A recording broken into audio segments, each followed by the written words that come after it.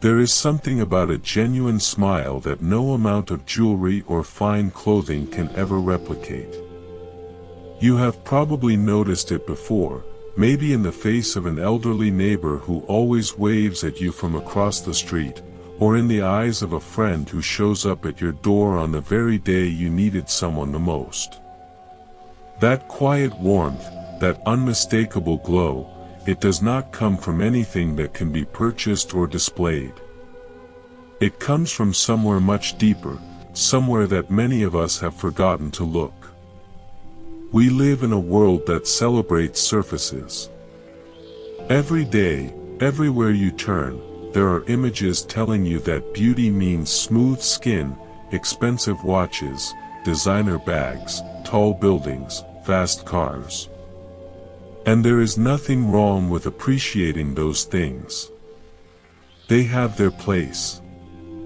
But somewhere along the way, many of us began to confuse the wrapping paper with the gift itself. We started believing that if we could just make the outside look good enough, the inside would follow. But it rarely works that way, does it? You can polish a stone until it gleams under the light, but if it is hollow inside, it will crack the moment any real pressure comes along. There was a woman in ancient India, during the time of the Buddha, whose story is not often told. Her name was Subha. She was known across her city for her extraordinarily beautiful eyes. People would stop in the streets just to look at her. Poets composed verses about the way her gaze could hold a room. Men traveled from distant villages hoping to catch even a glimpse of her face. But Subha had already chosen a different path. She had become a nun, a bhikkhuni, dedicating her life to the practice of wisdom and compassion. One day, as she was walking through a mango grove on her way to meditate, a young man blocked her path. He was infatuated, obsessed with her physical beauty, and he began praising her eyes, calling them the most radiant things he had ever seen. He begged her to abandon her robes and come live with him. Subha tried to explain to him that the body is impermanent, that clinging to physical form only leads to suffering. But he would not listen. He kept returning to the subject of her eyes, as though they were the most important thing in the entire universe. So Subha did something that shocked him. She plucked out one of her own eyes and held it out to him on her palm. "Here," she said calmly. "Take what you admire so much." The young man was horrified. Staring at the detached eye in her hand, he suddenly saw it for what it truly was, a small, fragile, impermanent organ. All the beauty he had projected onto it vanished in an instant. He fell to his knees, overwhelmed with shame and a sudden, piercing clarity. He begged for her forgiveness and asked to learn from her. The story says that through the power of her deep spiritual attainment, Subha's eye was later restored. But the real miracle was not the restoration of her eye. It was the way she revealed, in a single unforgettable moment, that the beauty we worship on the surface is never what it seems. Now, this is not a story about rejecting the body or punishing yourself. Not at all. It is a story about seeing clearly. It is about understanding that the radiance people are truly drawn to, the kind that stays with you long after someone has left the room, does not live in the shape of an eye or the curve of a face. It lives in the quality of a person's heart. Think about the people in your own life who have left the deepest impression on you. Close your eyes for a moment and let their faces come to mind. Are they the most conventionally attractive people you have ever met? Maybe some of them are. But more likely, The faces that appear first are the ones attached to someone who made you feel safe. Someone who listened when no one else would. Someone who forgave you when you could not forgive yourself. Someone whose kindness was so consistent, so quiet, so steady, that it became the background music of your life, always there, always sustaining you, even when you did not realize it. That is the beauty we are going to spend some time with today. The kind that does not fade with age, does not wash off in the rain, does not depend on lighting or angles or the approval of strangers. The beauty of a good heart. The beauty of someone who has chosen, again and again, to be kind in a world that does not always reward kindness. The Buddha spoke about this in many ways and on many occasions, but one teaching that captures it with particular elegance comes from the Dhammapada. Beautifully spoken words that are not backed by action are like bright flowers with no fragrance. Think about that image for a moment. A flower so gorgeous that you cross the garden to reach it, you bend down to breathe it in, and there is nothing. No scent. No sweetness. Just color and form and emptiness. How many people have you encountered who are exactly like that flower? Stunning on the outside, perfectly styled, perfectly spoken, but when you get close enough, when you really need them, there is nothing to hold on to. No depth. No warmth. Just surface. And then think about the other kind of person.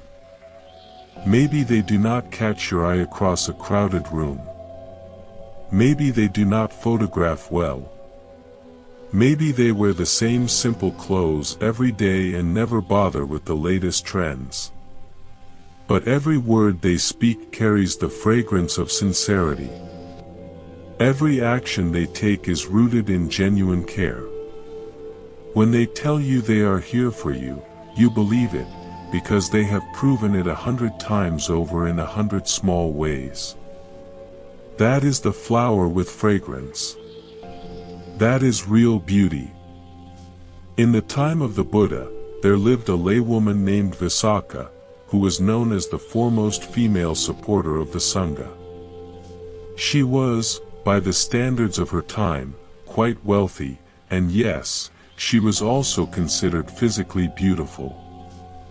But what made Visakha extraordinary, what earned her a place in the teachings that has lasted over 2,500 years, was not her appearance or her wealth. It was the quality of her generosity. She gave not because she wanted recognition or merit recorded in some heavenly ledger. She gave because her heart simply overflowed. When she saw monks drenched in monsoon rain, she commissioned the building of shelters. When she heard that some monks were falling ill because they had no proper medicine, she organized supplies. When disputes arose within the community, she offered her home as a place of reconciliation. She moved through the world with a natural, effortless compassion that made everyone around her feel valued. And here is what is most remarkable. The texts describe people as being drawn to her not because of her physical beauty, but because being near her felt like standing in sunlight. There was a warmth that radiated from her presence. People felt better simply because she was in the room. That warmth came from her goodness. It came from decades of cultivating a generous, forgiving, patient heart. This is something that science, in its own way, has begun to confirm. Researchers have found that our perception of someone's physical attractiveness changes based on what we know about their character. When you learn that someone is kind, honest, and compassionate, you literally begin to see their face as more beautiful. And when you learn that someone who looks stunning is actually cruel, manipulative, or selfish, their face begins to appear less attractive to you over time. It is as though the heart has its own pair of eyes, and those eyes see more clearly than the ones in your skull. You might be sitting with this and thinking, well, that sounds lovely, but the world does not work that way. The world rewards beauty. The world rewards image. Nobody gets ahead by being kind. And you know what? You are not entirely wrong. The world does reward surfaces. It rewards them loudly, visibly, immediately. A beautiful face gets more attention on a screen. A polished image opens certain doors. That is real, and there is no point pretending otherwise. But here is the part that is easy to miss. There is a difference between getting attention and being truly seen. There is a difference between opening a door and finding a home on the other side. Attention is fleeting. It moves on the moment something shinier comes along. But when someone truly sees you, when they see the goodness in your heart and love you for it, that is the kind of connection that can sustain a lifetime. The Buddha told a story once about a king named Pasenadi, the ruler of Kosala, who came to visit him in a state of great agitation. The king had been observing his own court and had noticed something troubling. The most decorated generals, the wealthiest merchants, the most celebrated courtesans, they all seemed haunted by anxiety. They were constantly comparing themselves to each other, constantly worried about losing their status, their beauty, their power. Despite having everything the world could offer, they were miserable.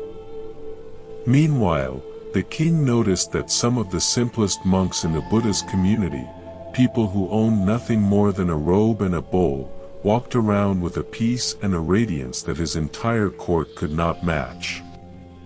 How is it, the king asked, that those who have everything look so burdened, while those who have nothing look so free? The Buddha smiled and explained that the monks had done something the courtiers had not. They had stopped trying to decorate the outside and had turned their attention inward. They had cultivated qualities like loving kindness, like equanimity, like compassion, and those qualities had transformed their entire being from the inside out. The peace on their faces was not a mask.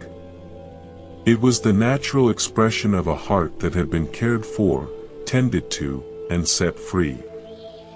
That phrase, set free, is important. Because when we chase external beauty, when we build our identity around appearances, we are actually building a cage. Every morning becomes a test. Every mirror becomes a judge. Every new wrinkle, every gray hair, every sign of aging becomes a small catastrophe. We become prisoners of an image that was never real to begin with, because it was always going to change. The body is not designed to stay the same. It is designed to grow, to adapt, to age, to eventually return to the earth. Fighting that process is like trying to stop a river with your hands. You might slow it for a moment, but the water will always find a way through. But the heart, friends, the heart is different. The heart can grow more beautiful with every passing year. Every act of kindness you perform plants a seed.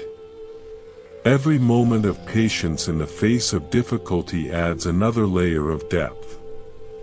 Every time you choose forgiveness over bitterness, compassion over judgment, generosity over greed, you are sculpting something magnificent. You are creating a masterpiece that no one can take from you, that no force of time can erode. There is a concept in Buddhist teaching called the paramis, or parmithas, the perfections of character. These are qualities like generosity, moral integrity, renunciation, wisdom, effort, patience, truthfulness, determination, loving-kindness, and equanimity. Think of them as the colors on a palette. Each one is beautiful on its own, but when they are blended together by a skilled and sincere heart, they create something breathtaking. A person who has cultivated these qualities does not need to announce their goodness. It announces itself. It is visible in the way they treat a stranger. It is audible in the tone of their voice when they speak to someone in pain. It is palpable in the calm they bring to a room full of chaos. You have met people like this. Maybe not many, but even one is enough to know the difference. Think of that person now. Think of how they made you feel. Did you ever once stop to evaluate whether their nose was the right shape, whether their outfit was fashionable, whether their skin was flawless? Of course not. You were too busy feeling held, feeling heard, feeling like you mattered. That is the power of inner beauty. It makes everything else irrelevant. And this is not something reserved for saints or monastics or people who have spent 40 years meditating in a cave. This is available to every single one of you, right now, exactly as you are. You do not need to be perfect. You do not need to have everything figured out. You just need to be willing to look inward with honesty and to choose, one small moment at a time, to let your heart lead. There is a beautiful passage in the Karaniya Metta Sutta, the discourse on loving kindness, where the Buddha describes the quality of heart that a person should aspire to cultivate. He says one should radiate boundless love toward the entire world, above, below, and all around, without obstruction, without hatred, without enmity. Just imagine that for a moment. A heart so vast, so open, that its love does not stop at the boundaries of family or tribe or nation, but pours out freely toward every living being. That is not just spiritual attainment. That is beauty in its most luminous form. That is a human being at their most magnificent. Now, someone might say, that sounds impossible. I can barely love the people in my own household some days, let alone the entire world. And that is perfectly fine. Perfectly honest. The Metta Sutta is not giving you a final exam. It is giving you a direction. It is pointing toward a horizon. You do not have to reach the horizon today. You just have to keep walking toward it. And every step you take, every small act of kindness, every moment you pause before reacting in anger, every time you choose to understand rather than condemn, you become a little more beautiful. Not in the mirror, but in the ways that actually matter. Let me share another story that has always moved me deeply. In the Buddha's time, there was a monk named Vajrayana, who before his ordination had been famous for his poetic talent. He could compose extemporaneous verses so brilliant that crowds would gather just to hear him. After he joined the Sangha, he initially struggled because he still carried enormous pride about his gift. He would look at other monks, those who were simpler in speech, less eloquent, and he would feel superior. His external talent, his polished ability to perform with words, had become a kind of vanity, a beautiful garment he could not take off. One day, sitting in meditation, Vajrayana was struck by a humbling realization. He noticed that some of the monks he had silently looked down upon, the ones who stumbled over their words, who could not compose a single couplet, possessed something he did not, a genuine tranquility, a deep and abiding peace that no poem could capture. Their beauty was not in their speech or their appearance but in the stillness of their hearts. Vajrayana was so shaken by this insight that he composed one final verse, not to showcase his talent, but to humble himself before the truth he had been avoiding. He realized that all his life, he had been decorating the surface while neglecting the foundation. The most beautiful words in the world, spoken from an empty heart, are just noise. But a single honest syllable, spoken from a place of genuine peace, can change a life. This is something worth sitting with for a while, because it touches on a confusion that runs very deep in our culture. We have come to equate polish with substance. We assume that the person who speaks most eloquently must also be the wisest. We assume that the person who presents the most put-together image must also have the most put-together life.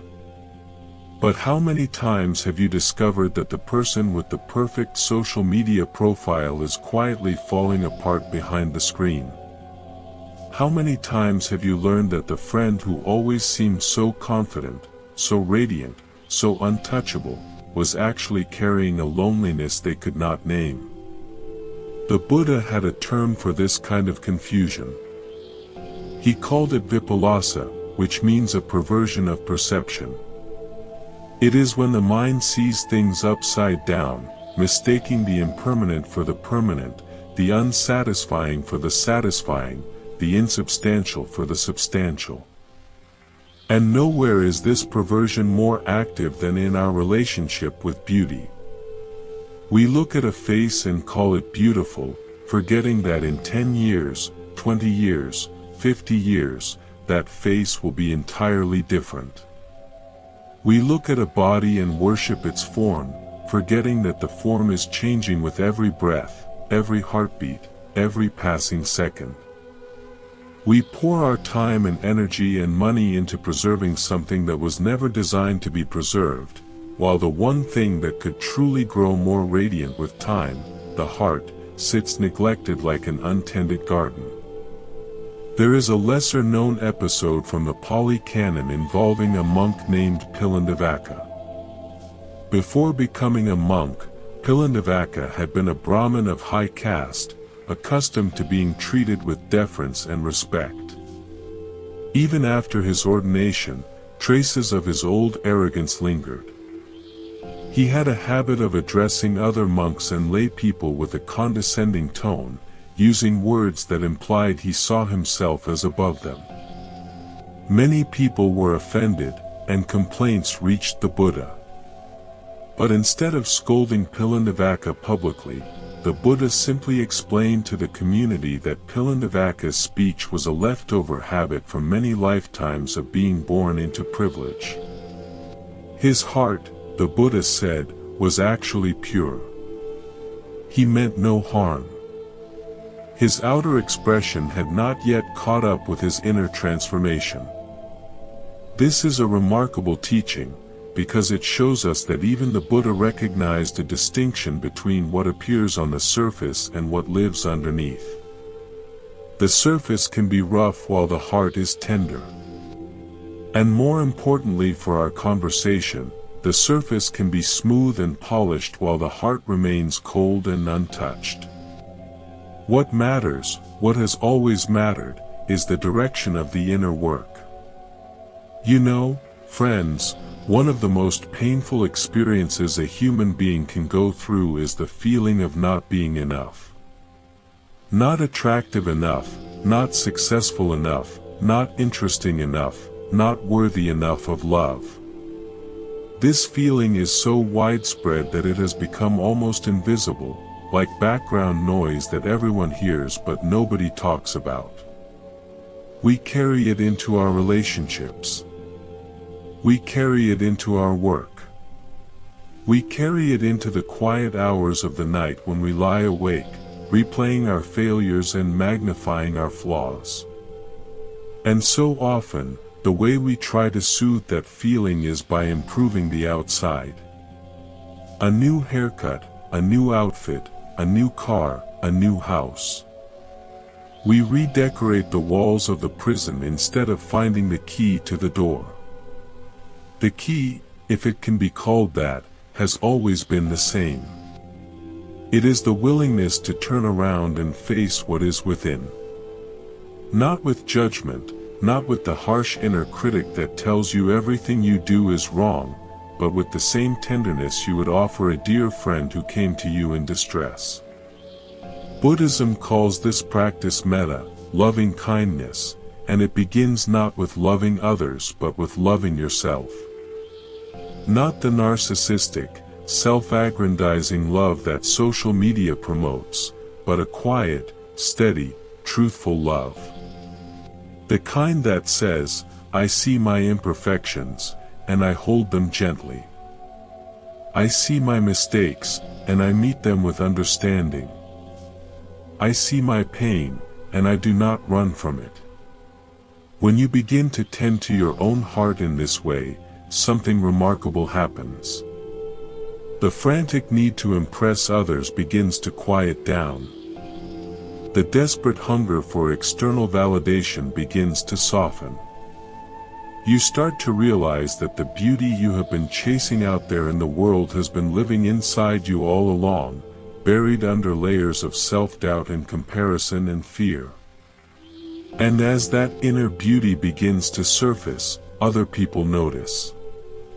Not because you are trying to project an image, but precisely because you have stopped trying. There is an authenticity to a person who has made peace with themselves that is utterly magnetic. You cannot fake it. You cannot buy it. You can only grow it, slowly, patiently, the way a gardener grows a tree. There was a laywoman in the Buddha's time named Sapiya, whose story is rarely discussed but carries a profound teaching. Sapiya was deeply devoted to caring for sick monks.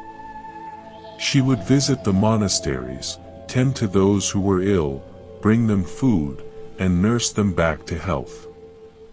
One day, she encountered a monk who was gravely ill and had a specific dietary need that she could not fulfill with any ingredient available in the market. The texts tell us that Sapiya was so moved by compassion that she cut a piece of flesh from her own thigh to prepare nourishment for the ailing monk. When the Buddha learned of this, he did not praise extreme self-harm, and in fact he used this occasion to establish a rule that monks should not consume human flesh. But he also spoke with deep respect about the quality of Sapiya's heart. Her action, though extreme, revealed something important: the lengths to which genuine compassion can move a person. It was not rational. It was not calculated. It was the overflow of a heart that could not bear to see another being suffer. And there is a beauty in that overflow, in that selfless impulse, that transcends anything the body could ever display.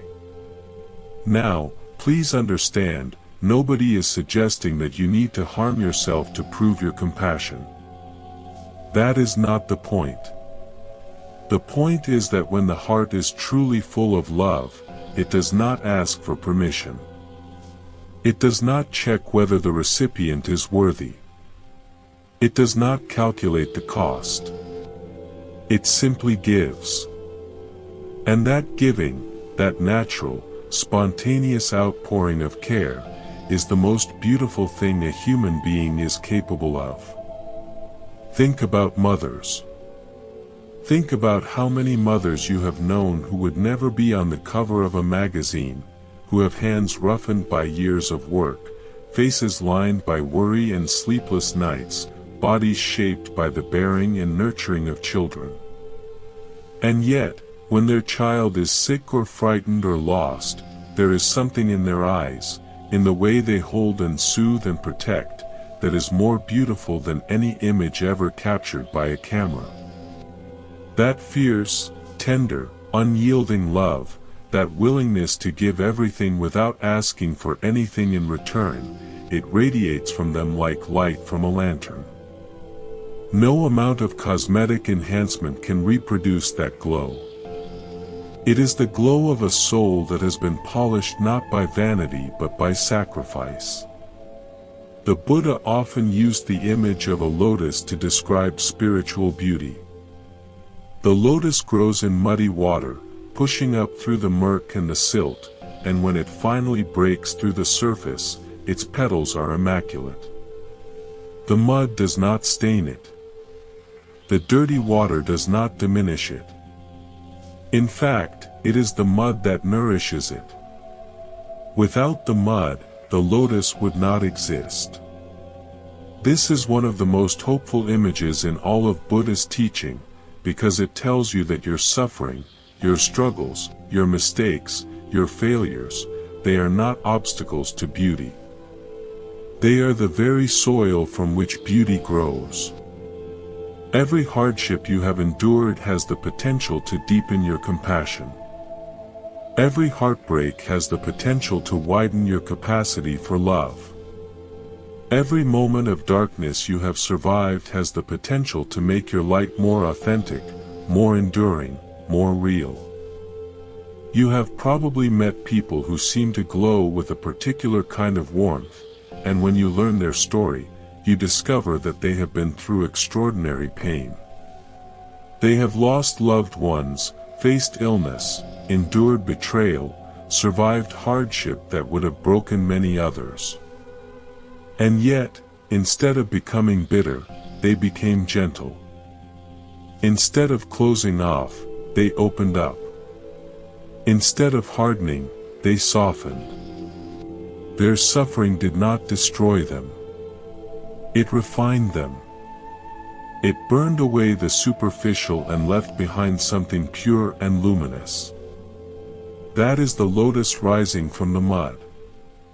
That is the beauty that no mirror can show you, but that every heart can feel. In the Therigatha, the collection of verses composed by the earliest Buddhist nuns, there are poems that ache with this kind of beauty. These were women who came from every walk of life. Some had been queens, some had been courtesans, some had been outcasts, some had been mothers who had buried their children. And in their verses, you can hear the transformation. You can hear the moment when they stopped looking outward for validation and turned inward to discover a wellspring of peace that had been there all along. One of them, a nun named Mbapali, had been the most famous courtesan of her city. Men had fought wars over her. Kings had competed for her attention.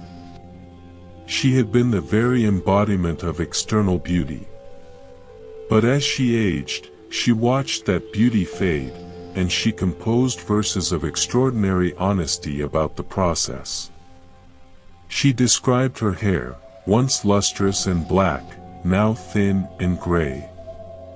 She described her skin, once smooth as silk, now wrinkled and sagging. She described her body, once the object of universal desire, now bent and frail.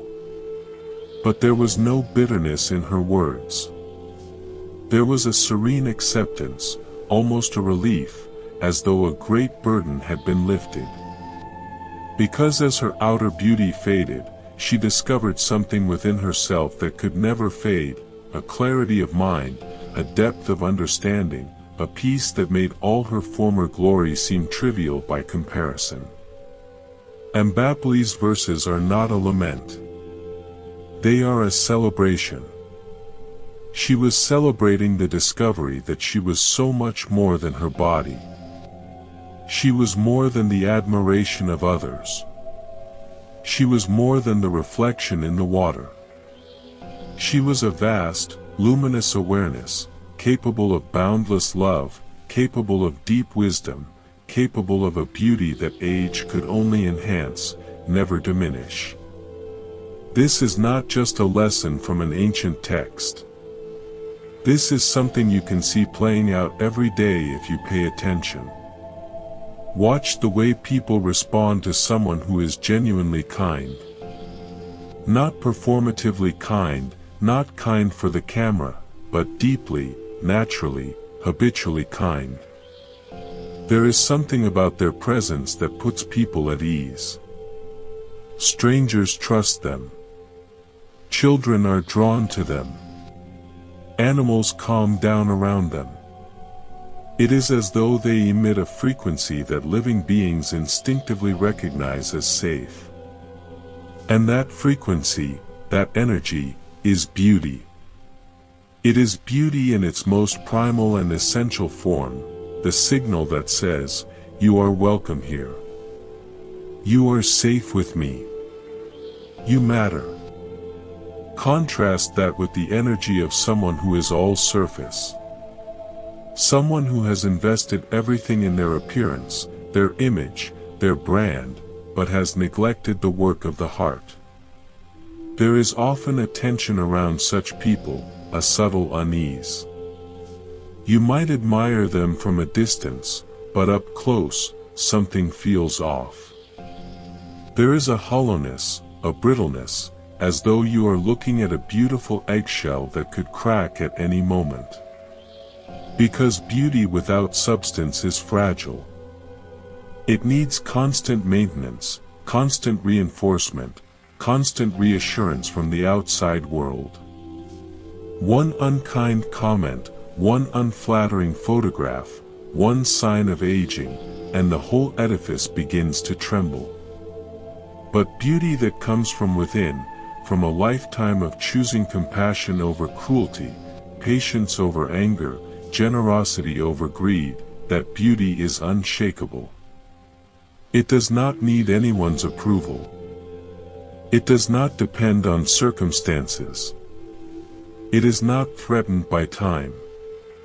It is the bedrock upon which a truly fulfilling life can be built. The Buddha made this point vividly in a conversation with a Brahmin named Vasala, who came to him consumed with pride about his high birth and noble lineage. The Brahmin believed that his caste, his family name, his social position made him inherently superior to others. He wore his status like an ornament and looked down on those he considered beneath him. The Buddha listened patiently and then delivered one of his most powerful teachings. He said that a person does not become noble by birth, nor does a person become an outcast by birth. It is by one's actions that one becomes noble. It is by one's actions that one becomes an outcast. A person who is cruel, dishonest, greedy, and harmful, no matter how exalted their family name, is an outcast.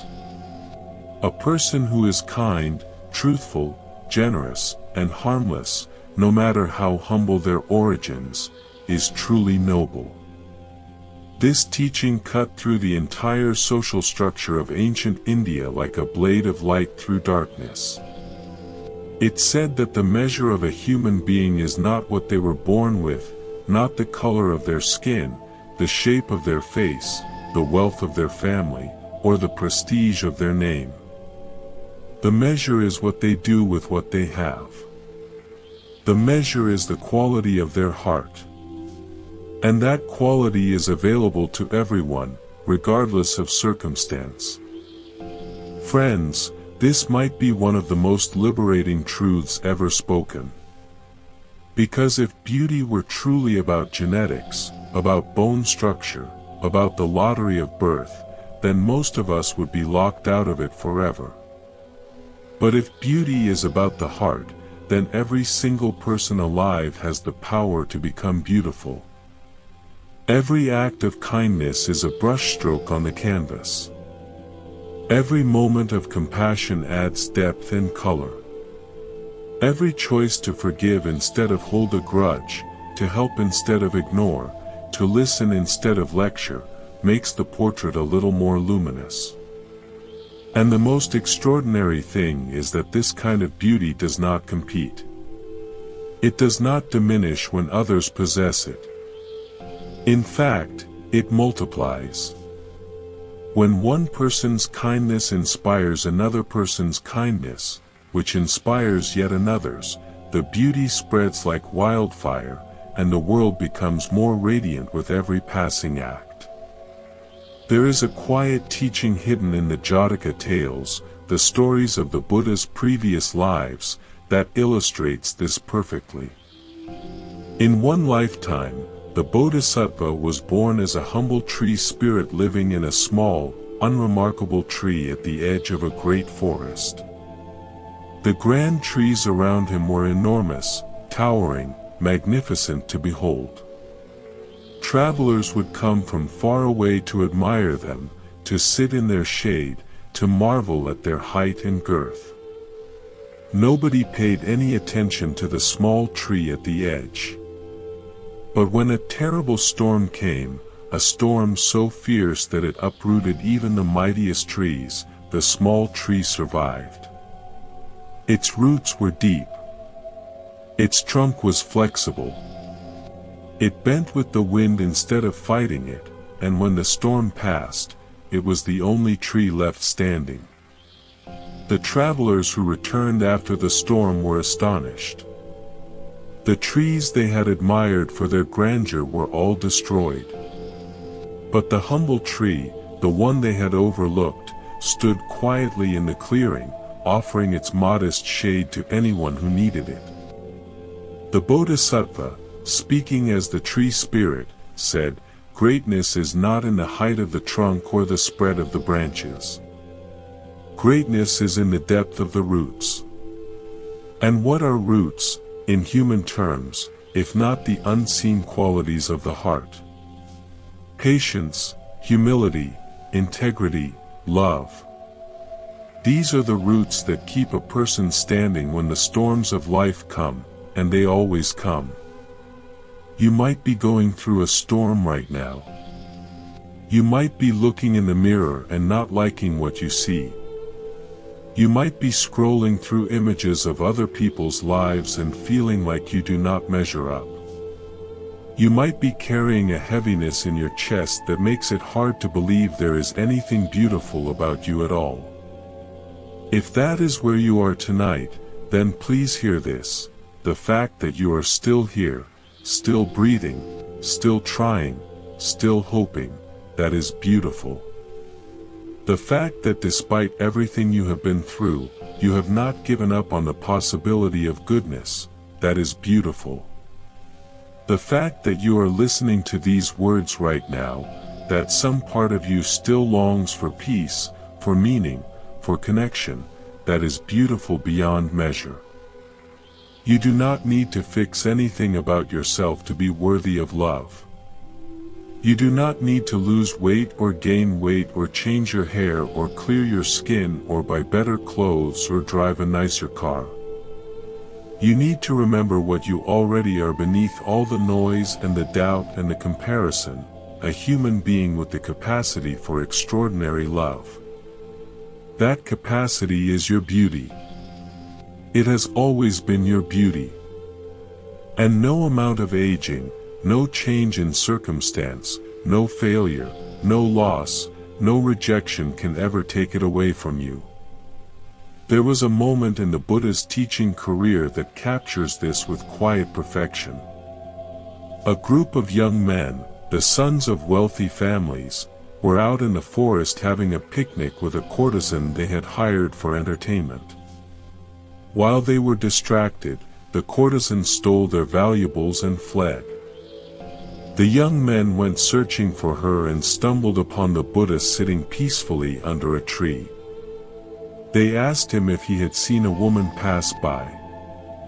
The Buddha looked at them with that characteristic gentleness and asked a simple question: "What do you think is more worthwhile, searching for a woman, or searching for yourselves?" The question stopped them in their tracks. They had been so focused on the external, on pleasure, on possession, on the surface of things, that they had never once considered the possibility of looking within.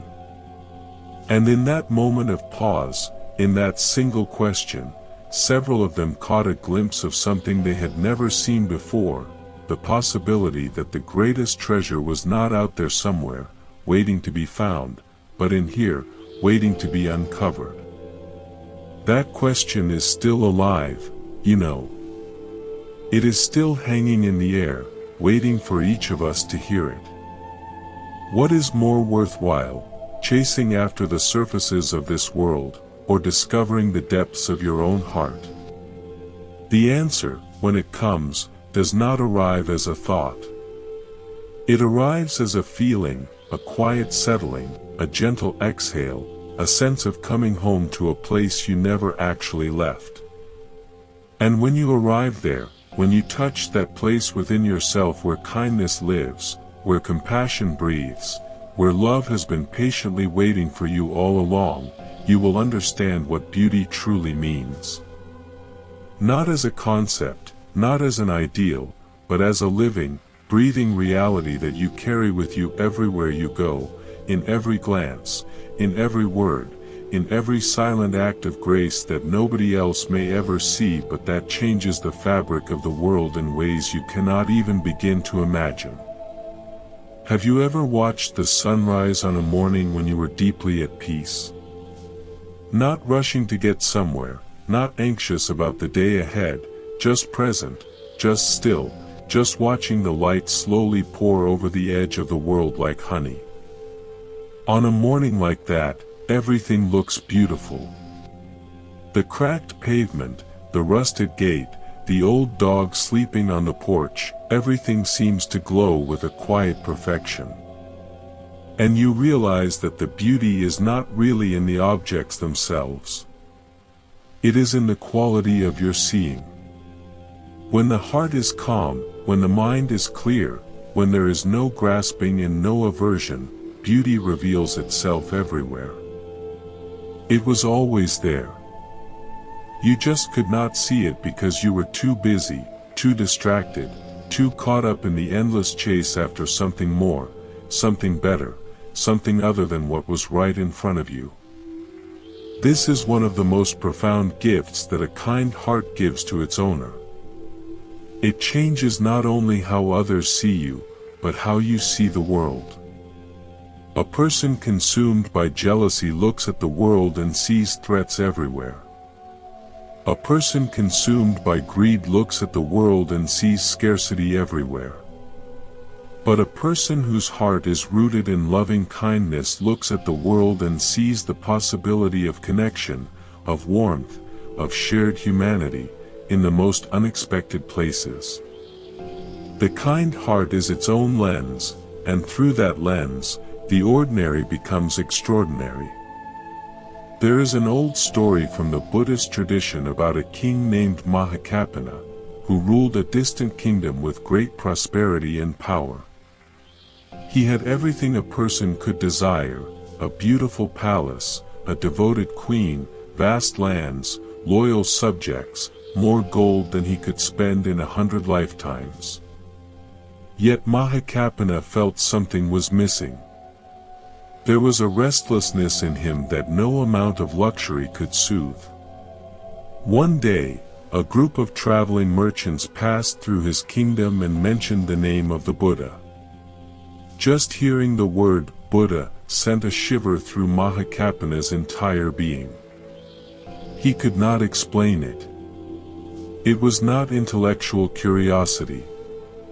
It was something deeper, something almost physical, as though a part of him that had been asleep for a very long time suddenly stirred awake. He abdicated his throne, left his palace, and set out on foot to find the Buddha. When he arrived and heard the teaching for the first time, tears streamed down his face. Not tears of sadness, but tears of recognition. He felt as though he was hearing something he had always known but had forgotten. And the teaching that moved him most deeply was the simplest one of all, that true wealth is not measured by what you possess, but by the depth of your character. That a person who is rich in virtue, rich in compassion, rich in wisdom, is wealthy beyond the dreams of any king.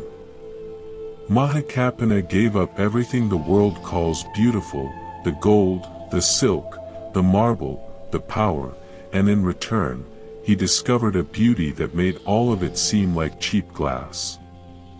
He became one of the most peaceful and radiant monks in the entire community. People said that being in his presence was like sitting beside a still lake on a windless day. There was no turbulence, no pretension, no performance. Just depth. Just clarity. Just a vast, spacious peace that made room for everyone. This story always reminds me of how confused our priorities can become. We spend so much energy accumulating things that are meant to make us appear more impressive, more desirable, more worthy of admiration. But accumulation, by its very nature, is an anxious activity. The more you have, the more you worry about losing it. The more you polish your image, the more terrified you become that someone will see through it. It is an exhausting way to live, and deep down, most of us know it. We know that the happiest moments of our lives had nothing to do with what we owned or how we looked. They had to do with connection, with presence, with the simple, irreducible joy of being with someone who truly cared about us. Remember a time when you were a child, sitting on the floor of your grandmother's kitchen or your grandfather's workshop, and the whole world felt safe. You were not thinking about your appearance. You were not worried about your status. You were just there, held in the warmth of someone's unconditional love, and it was enough. More than enough. It was everything. That feeling, that sense of being completely accepted exactly as you are, is what goodness creates. It is the atmosphere that a kind heart generates wherever it goes. And it is, without question, the most beautiful atmosphere in the world. The Buddha once addressed a group of monks and asked them to consider what makes a gift truly valuable. Is it the material worth of the gift? Is it the beauty of the wrapping? Is it the prestige of the giver? No, he said. What makes a gift truly valuable is the purity of intention behind it.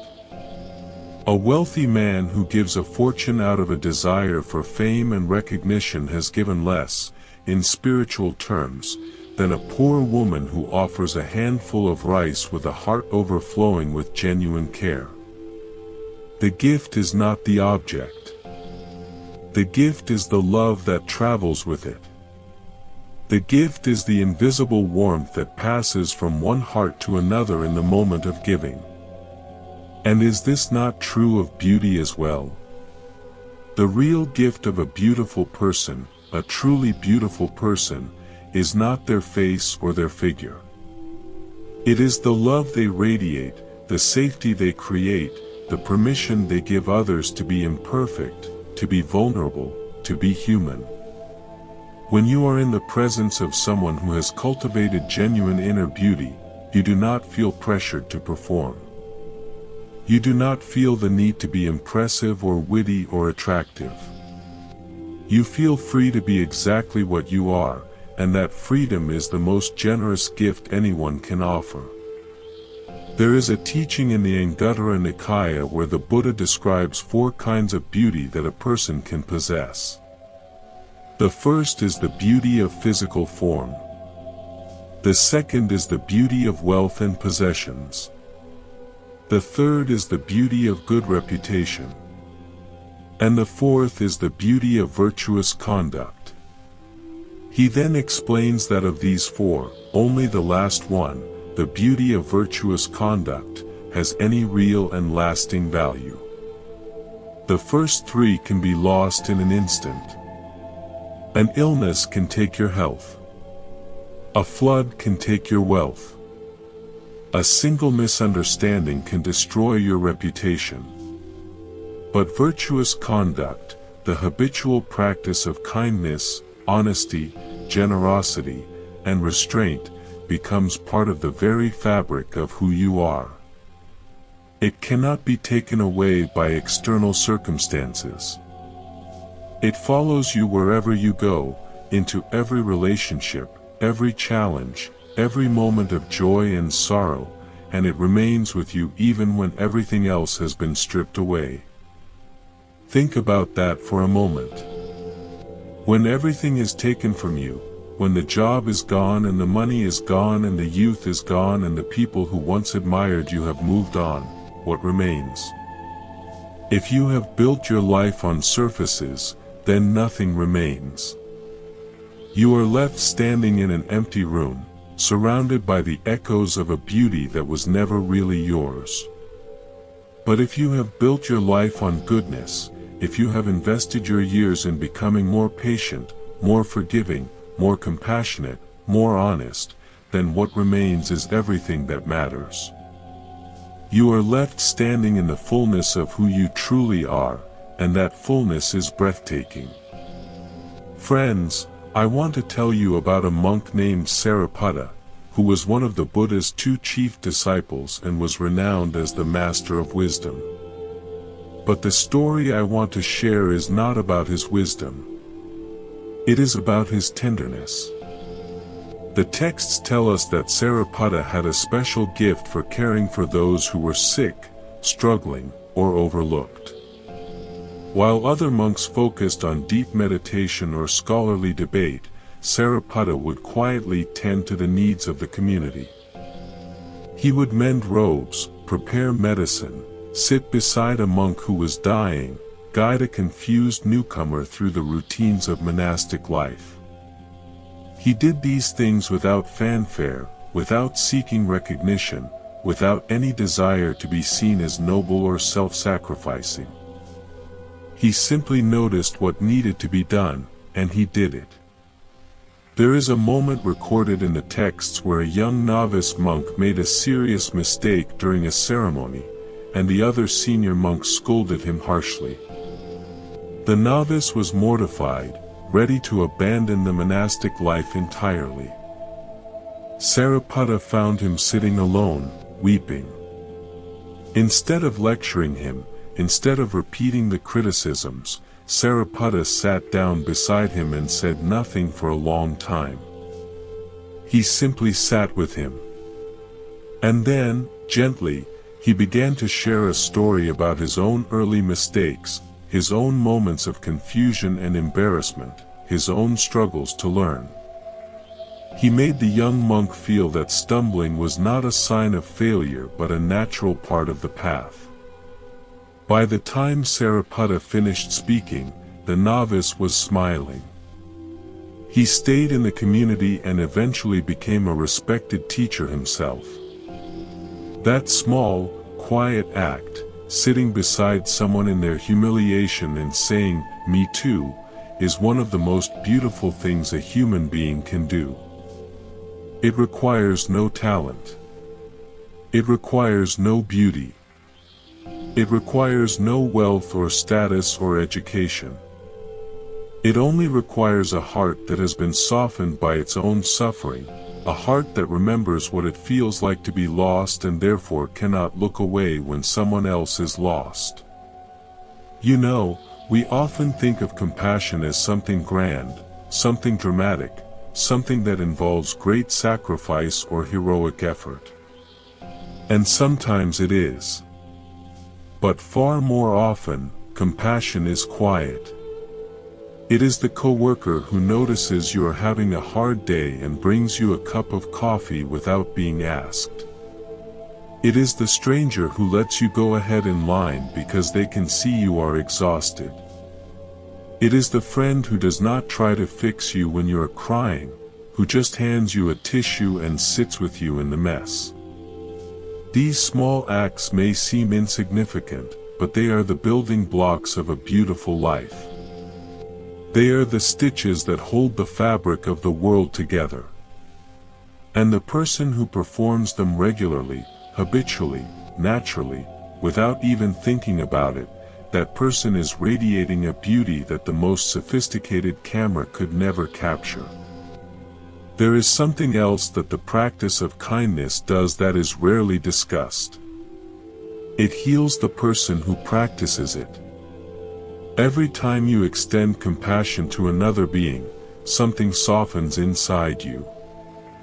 Every time you forgive someone who has hurt you, a knot in your chest loosens just a little. Every time you choose to respond to cruelty with patience rather than retaliation, you reclaim a piece of your own peace that anger had stolen. The Buddha described this process as the gradual purification of the heart, and he compared it to the work of a goldsmith. A goldsmith does not refine gold in a single dramatic gesture. The goldsmith heats the gold, removes the impurities, heats it again, removes more impurities, over and over, with patience and care, until what remains is pure and luminous. Your heart works the same way. Every act of kindness, every moment of patience, every choice to love instead of hate, removes a little more of the dross that has accumulated over the years, the bitterness, the resentment, the self-pity, the fear. And what is left, after all that patient refining, is something that shines with a light that is entirely its own. This is why elderly people who have lived lives of genuine goodness often have a quality about them that is almost otherworldly. Their skin may be wrinkled, their hair may be white, their bodies may be frail, but there is a luminosity in their eyes, a warmth in their presence, a groundedness in their being, that makes them the most beautiful people in any room. They have been refined by time. They have been polished by decades of choosing love over fear, generosity over greed, forgiveness over bitterness.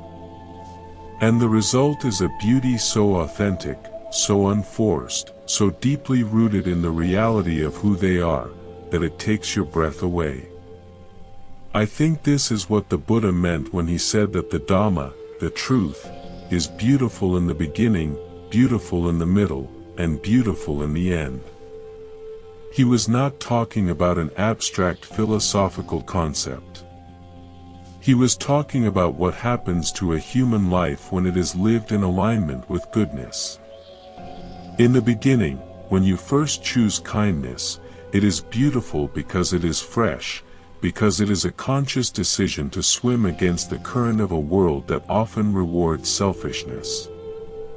In the middle, when the practice deepens and kindness becomes habitual, it is beautiful because it transforms your perception, because the world begins to look different through the eyes of a compassionate heart. And in the end, when you look back on a life lived with integrity and love, it is beautiful because it is complete. Not perfect, never perfect, but whole. A life that did not waste itself on surfaces. A life that invested in the only things that truly last. There was a man in the Buddha's time called Anathapindika, whose name literally means, feeder of the destitute. He was one of the wealthiest merchants in all of India, but he earned that name not through his business acumen but through his extraordinary generosity toward those who had nothing. Every day, he fed hundreds of people who could not feed themselves. He built shelters for the homeless. He provided medicine for the sick. He purchased the famous Jita Grove and donated it to the Buddha as a place of refuge and teaching. But the detail that always moves me most is this: when Anathapindika eventually lost his fortune through a series of misfortunes, when the wealth that had enabled his generosity dried up, he did not stop giving. He gave what little he had left. He gave his time. He gave his presence. He gave his kindness in the only currency still available to him, the currency of the heart. And the people who had benefited from his generosity for so many years did not abandon him. They gathered around him, they supported him, they returned the love he had given so freely. Because what they had received from Anathapindika was never really the money or the food or the shelter. What they had received was the unmistakable proof that goodness exists, that someone in this hard world cared enough to notice their suffering and do something about it. That proof, that living evidence of human decency, was the most beautiful gift he ever gave. And that, friends, is something no amount of physical beauty can accomplish. A beautiful face can inspire admiration. It can inspire desire. It can even inspire envy. But it cannot inspire the deep, quiet, enduring gratitude that flows from a genuinely kind act. When someone is truly kind to you, not because they want something, not because they are performing for an audience, but simply because their heart could not bear to do otherwise, you remember it forever. It becomes part of your story. It becomes part of who you are. Years later, decades later, you will have forgotten what that person looked like, but you will never forget how they made you feel. You will never forget the warmth that entered your life through the doorway of their compassion. Maya Angelou once said something very close to this truth, and while she was not a Buddhist teacher, her words resonate deeply with the spirit of the Dharma. People will forget what you said, people will forget what you did, but people will never forget how you made them feel. This is the essence of inner beauty. It is the feeling you leave behind. It is the emotional fingerprint you press into the hearts of everyone you meet. And that fingerprint is shaped not by your appearance, not by your achievements, not by your possessions, but by the quality of your attention, the depth of your empathy, and the sincerity of your care. So when you look in the mirror tomorrow morning, and the voice in your head starts its familiar litany of complaints, the eyes are too small, the nose is too wide, the skin is too dark, the wrinkles are too deep, try something different. Try looking past the surface. Try looking into your own eyes the way a good friend would, with warmth, with curiosity, with the willingness to see what is truly there. And what is truly there, beneath all the self-criticism and comparison, is a heart that has loved, that has suffered, that has hoped, that has tried, that has fallen and gotten back up, that has given and received, that has been broken and has healed. That heart is your masterpiece. That heart is your beauty. And it is shining right now, in this very moment, whether you can see it or not. The world will keep selling you the idea that beauty is something you lack, something you need to purchase, something that exists outside of you and must be acquired through effort and expense. That is the nature of the marketplace. It profits from your insecurity. But the Dharma offers a radically different message. It says that beauty is something you already possess, something that deepens with every kind word you speak, every generous act you perform, every moment you choose understanding over judgment. It says that the most beautiful version of you is not the one with the perfect body or the flawless skin, but the one who has learned to love without conditions, to forgive without keeping score, and to give without expecting anything in return. In the Itivataka, there is a short passage where the Buddha says that a mind filled with loving kindness, even for just the time it takes to pull a cow's udder, generates more merit than 100 offerings of food at an altar. Think about the scale of that comparison. 100 offerings represent enormous effort, enormous expense, enormous external display. But a single moment of genuine loving kindness, a moment so brief you could almost miss it, outshines all of that. Because the offerings are outside.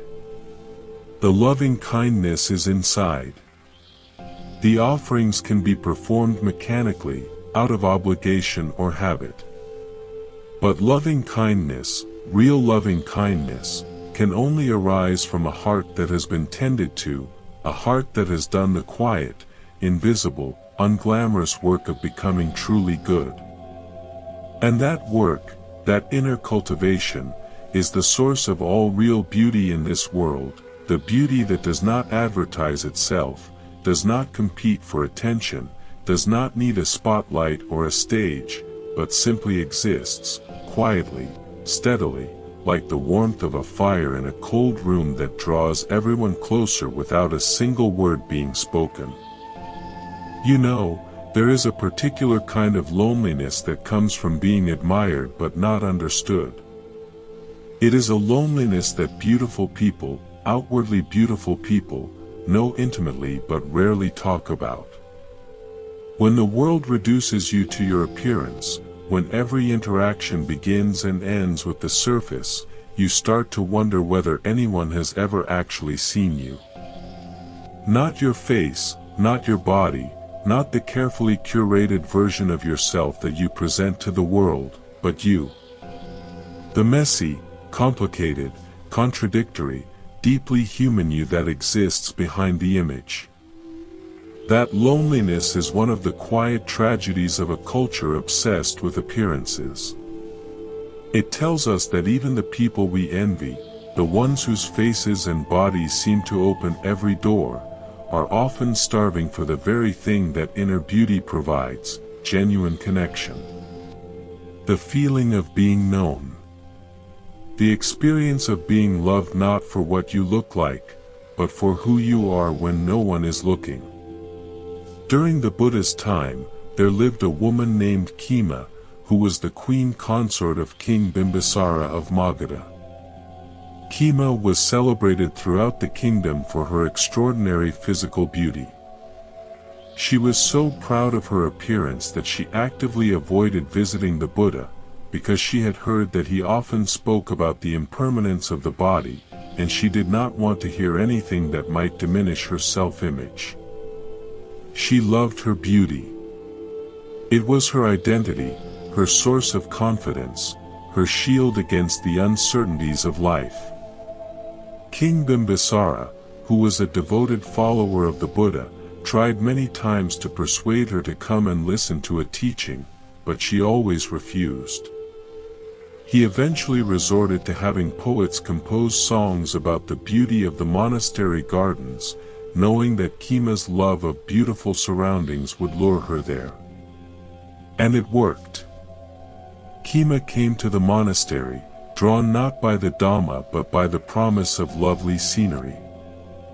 When she arrived, the Buddha perceived the nature of her attachment and, through his profound skill in teaching, created a vision for her. He caused her to see a stunningly beautiful woman standing nearby, a woman even more gorgeous than Khema herself. As Khema watched, transfixed, the woman began to age before her eyes. Her youth melted away. Her skin sagged. Her hair turned white. Her body bent and withered. And then, in a matter of moments, the woman collapsed and died, her beauty reduced to nothing more than a lifeless form returning to the earth. Khema was shattered. In that single, devastating vision, she saw her own future with perfect clarity. She saw that everything she had built her identity upon, everything she had clung to, everything she had used to define her worth, was as temporary as a dewdrop on a blade of grass. And in the space that opened up when that illusion crumbled, she glimpsed something infinitely more valuable. She saw the possibility of a beauty that does not decay. She ordained that very day and eventually became one of the most enlightened nuns in the entire community, recognized by the Buddha himself as the foremost female disciple in wisdom. What strikes me about Khema's story is not the dramatic vision. It is the courage it took for her to let go. To release her grip on the one thing she had always believed made her special. To stand in that terrifying emptiness where the old identity has dissolved and the new one has not yet formed. That moment of surrender, that willingness to be unmade so that something deeper could emerge, that is an act of extraordinary bravery. And the beauty that emerged on the other side was incomparably greater than anything she had possessed before. Because it was not borrowed from genetics or youth or favorable circumstances. It was earned through understanding. It was forged in the fire of truth. Most of us will never have a mystical vision like Kima's, and we do not need one. Life itself provides the vision, slowly, gently, one day at a time. Every birthday reminds us. Every gray hair whispers. Every ache in the morning tells the same story. This body is a guest house, and the guest will eventually leave. The question is not whether the surface will change. It will. The question is what you are building underneath, in the rooms that no one sees, in the foundation that holds everything up when the decorations fall away. There is something else I want to explore with you, something that I think gets overlooked in conversations about inner beauty. We talk a lot about kindness and compassion, and rightly so, but there is another quality that radiates from a beautiful soul, and that quality is truthfulness. Not the blunt, weaponized honesty that some people use as an excuse to be cruel, but the gentle, courageous honesty that comes from a person who has stopped pretending. A person who no longer wears masks. A person who says, "This is who I am, imperfections and all, and I offer myself to you without disguise." That kind of honesty is breathtaking. In a world where almost everyone is performing, where social interactions have become stages and every conversation carries an undercurrent of strategy, meeting someone who is simply, unapologetically real feels like stepping out of a crowded, noisy room into fresh air. You can breathe. You can relax. You can put down the exhausting weight of your own performance, because their honesty gives you permission to be honest too. That is beauty. That is a gift that no cosmetic procedure, no designer label, no amount of wealth can replicate. The Buddha valued truthfulness so highly that he included it as one of the 5 fundamental precepts for living a good life. Not killing, not stealing, not engaging in sexual misconduct, not using intoxicants, and not speaking falsely. Of these 5, the precept against false speech might seem the least dramatic, but the Buddha treated it with the utmost seriousness.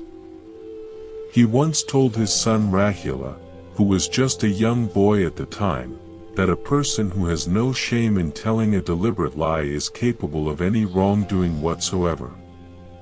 He used the vivid image of an overturned bowl. When a water bowl is turned upside down, nothing can be put into it. It is useless. Similarly, when a person has turned truth upside down in their life, when they have become comfortable with deception, there is no virtue that can take root in them. The soil of their character has been made barren. But look at the reverse. When a person commits to truthfulness, when they refuse to exaggerate, to flatter falsely, to present a misleading version of themselves, something extraordinary happens. Their entire being begins to align. There is no gap between the outer presentation and the inner reality. There is no tension, no anxiety about being found out, no exhausting effort to keep the various stories straight.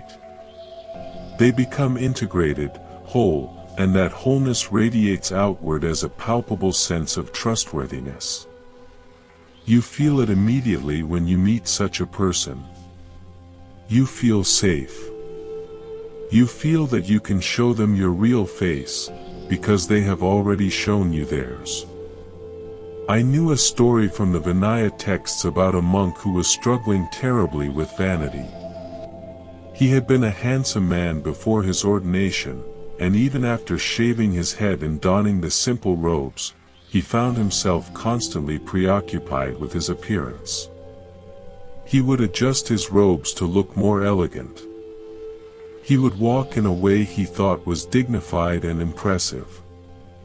He would position himself near the front during gatherings so that visitors would notice him. The other monks were amused, and some were annoyed, but the Buddha treated the situation with characteristic compassion. Instead of shaming the monk, he told a story. He described a previous life in which a peacock, proud of its magnificent tail feathers, spent all day displaying them to anyone who would watch. The peacock was so consumed with showing off its plumage that it forgot to eat, forgot to seek shelter, forgot to be watchful for predators. One day, a hunter came along. Every other bird in the forest heard the danger and flew away. But the peacock, mid-display, was too preoccupied with its own beauty to notice. It was captured easily. The Buddha looked at the vain monk and said gently, "When we are too busy admiring our own feathers, we miss the things that truly matter. And often, we do not realize the danger until it is too late." The monk was deeply moved. Not because he was criticized, but because he was understood. The Buddha had not attacked his vanity. He had shown him, through a story, where vanity leads if left unchecked. And that understanding, offered with warmth rather than judgment, was the beginning of the monk's transformation. This is such an important distinction. When we try to help someone see beyond their attachment to appearances, the approach matters as much as the message. If you lecture someone, if you shame them, if you make them feel stupid for caring about how they look, you have not helped them at all. You have just added a layer of guilt on top of the vanity, and guilt does not transform anyone. It just makes them hide their vanity more skillfully. But if you can approach the subject with understanding, with humor, with the recognition that wanting to be seen as beautiful is one of the most natural human desires in the world, then something opens up. The person feels safe enough to examine their own attachment honestly, without defensiveness, and that honest examination is where real change begins. This brings me to something the Buddha taught about the nature of attraction itself, something that is remarkably subtle and psychologically profound.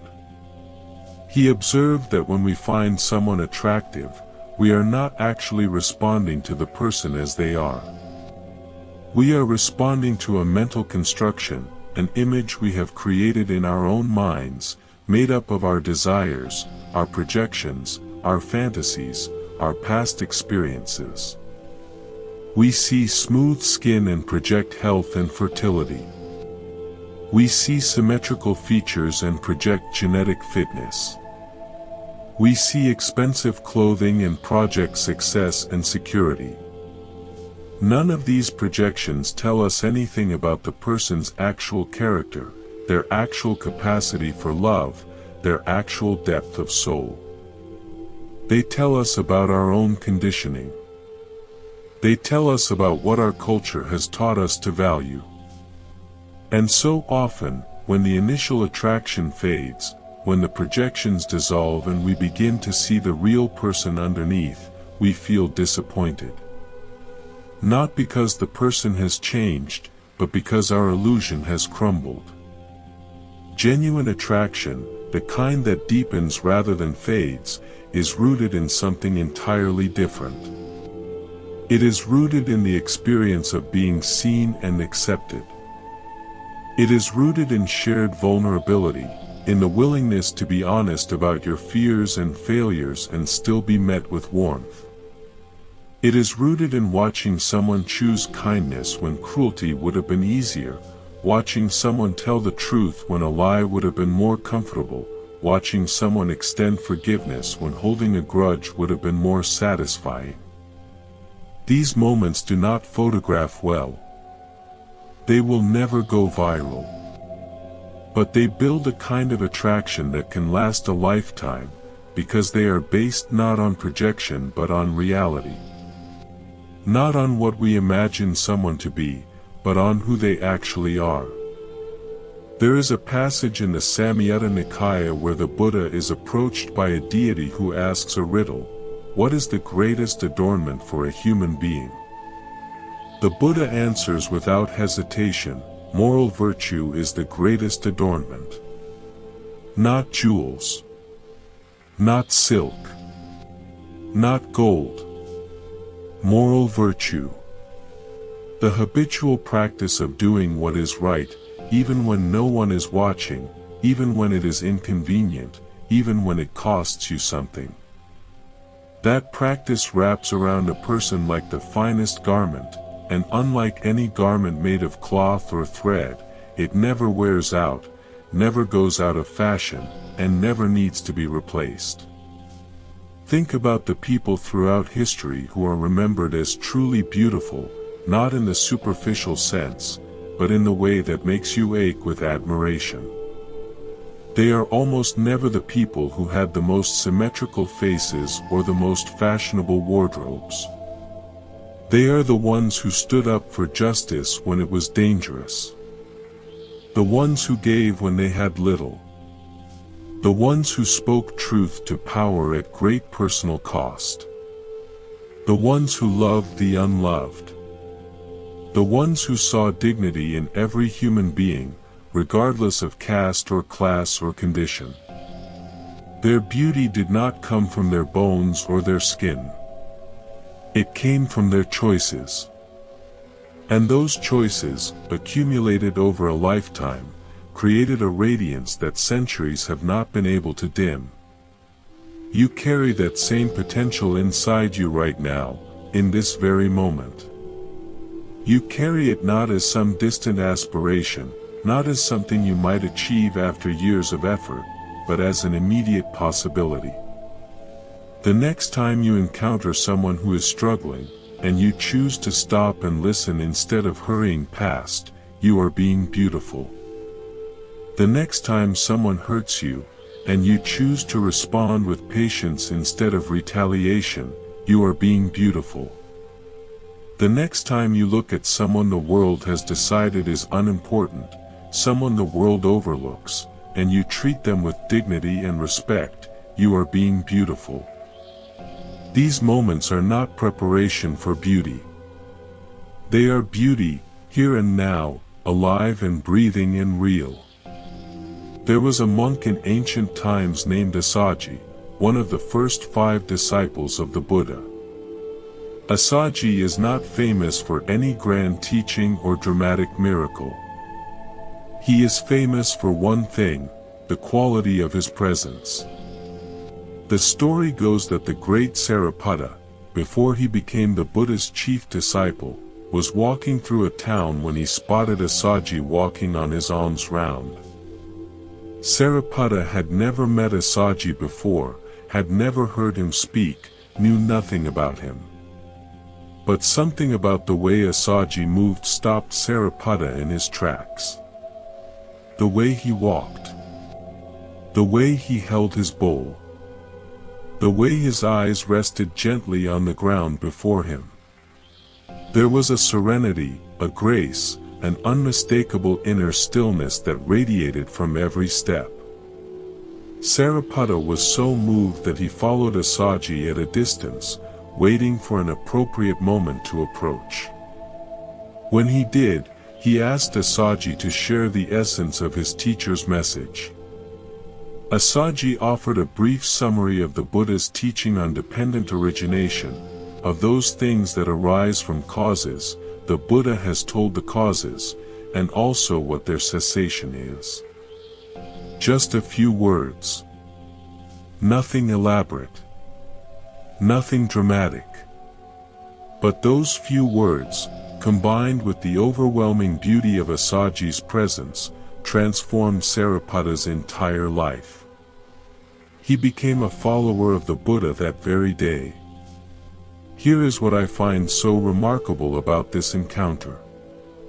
It was not the words that converted Sariputta, It was the beauty of the person speaking them. It was the living proof that a human being could embody peace so completely that it became visible in every gesture, every step, every breath. Asaji was not trying to impress anyone. He was not performing serenity. He was simply walking down a street with a bowl in his hands. But the depth of his inner cultivation was so profound that it shone through his entire being like light through a clean window. And that light, that unconscious, effortless radiance, accomplished what 1,000 sermons might not have. It opened the heart. This is the quiet power of inner beauty. It does not argue. It does not persuade. It does not debate or demand or insist. It simply is, and in its being, it transforms everything it touches. A person who has done the deep inner work of becoming genuinely good does not need to convince you of anything. Their life is the argument. Their presence is the evidence. The way they treat the waiter, the way they speak to the janitor, the way they respond when things go wrong, these are the testimonies that no amount of words can match. And the beautiful thing is that this kind of beauty is contagious. When you witness genuine kindness, something stirs inside you. When you see someone respond to hatred with compassion, something softens. When you watch someone forgive a grievous wrong with grace and equanimity, something in you whispers, I want to be like that. Inner beauty does not just adorn the person who possesses it. It inspires the same beauty in everyone around them. It creates a ripple that moves outward in ever-widening circles, touching lives that the original person may never even know about. The Buddha described this ripple effect beautifully in his teaching on the 4 Brahmaviharas, the 4 sublime states of the heart: loving kindness, compassion, sympathetic joy, and equanimity. He said that a person who cultivates these qualities should radiate them in all directions, like a powerful lamp placed at a crossroads that illuminates every path simultaneously. The lamp does not choose which road to light. It does not discriminate. It simply shines, and its light benefits everyone equally. A person who has cultivated these 4 qualities in their heart becomes that lamp. They do not choose who deserves their kindness or their compassion. They do not ration their joy or their peace. They simply radiate, and the world around them becomes a brighter, warmer, more bearable place. Imagine if we measured beauty by this standard. Imagine if instead of asking, who is the most attractive, we asked, who makes the world feel safest. Imagine if our magazines featured not the most symmetrical faces but the most generous hearts. Imagine if children grew up learning that the most beautiful thing they could ever become is someone who makes others feel loved. How different would our world be? How much suffering would evaporate? How many of the anxieties and insecurities that plague us would simply dissolve, because they were never based on anything real to begin with? This is not a fantasy. This is a choice that each of us can make, right now, in our own lives. We cannot change the entire culture overnight. We cannot dismantle the beauty industry or rewire the algorithms that reward superficiality. But we can choose, in our own small sphere of influence, to value what truly matters. We can choose to compliment a friend not on their outfit but on their integrity. We can choose to admire someone not for their figure but for their fortitude. We can choose to raise our children with the understanding that their worth is not determined by their appearance but by the depth of their character and the warmth of their hearts. There is a story from the Jataka tales that captures this possibility with gentle humor. In a previous life, the Bodhisattva was born as a quail, a small, plain, unremarkable bird with dull brown feathers and no singing voice to speak of. He lived in a meadow alongside a brilliant golden pheasant whose plumage was so spectacular that it seemed to catch fire in the sunlight. The pheasant strutted and preened constantly, demanding admiration from every creature in the meadow. The quail, meanwhile, went about his life quietly, sharing his food with smaller birds, warning the meadow creatures when predators were near, and singing his modest little song at dawn, not because it was beautiful, but because he was grateful for another day. Over time, the animals of the meadow began to notice something.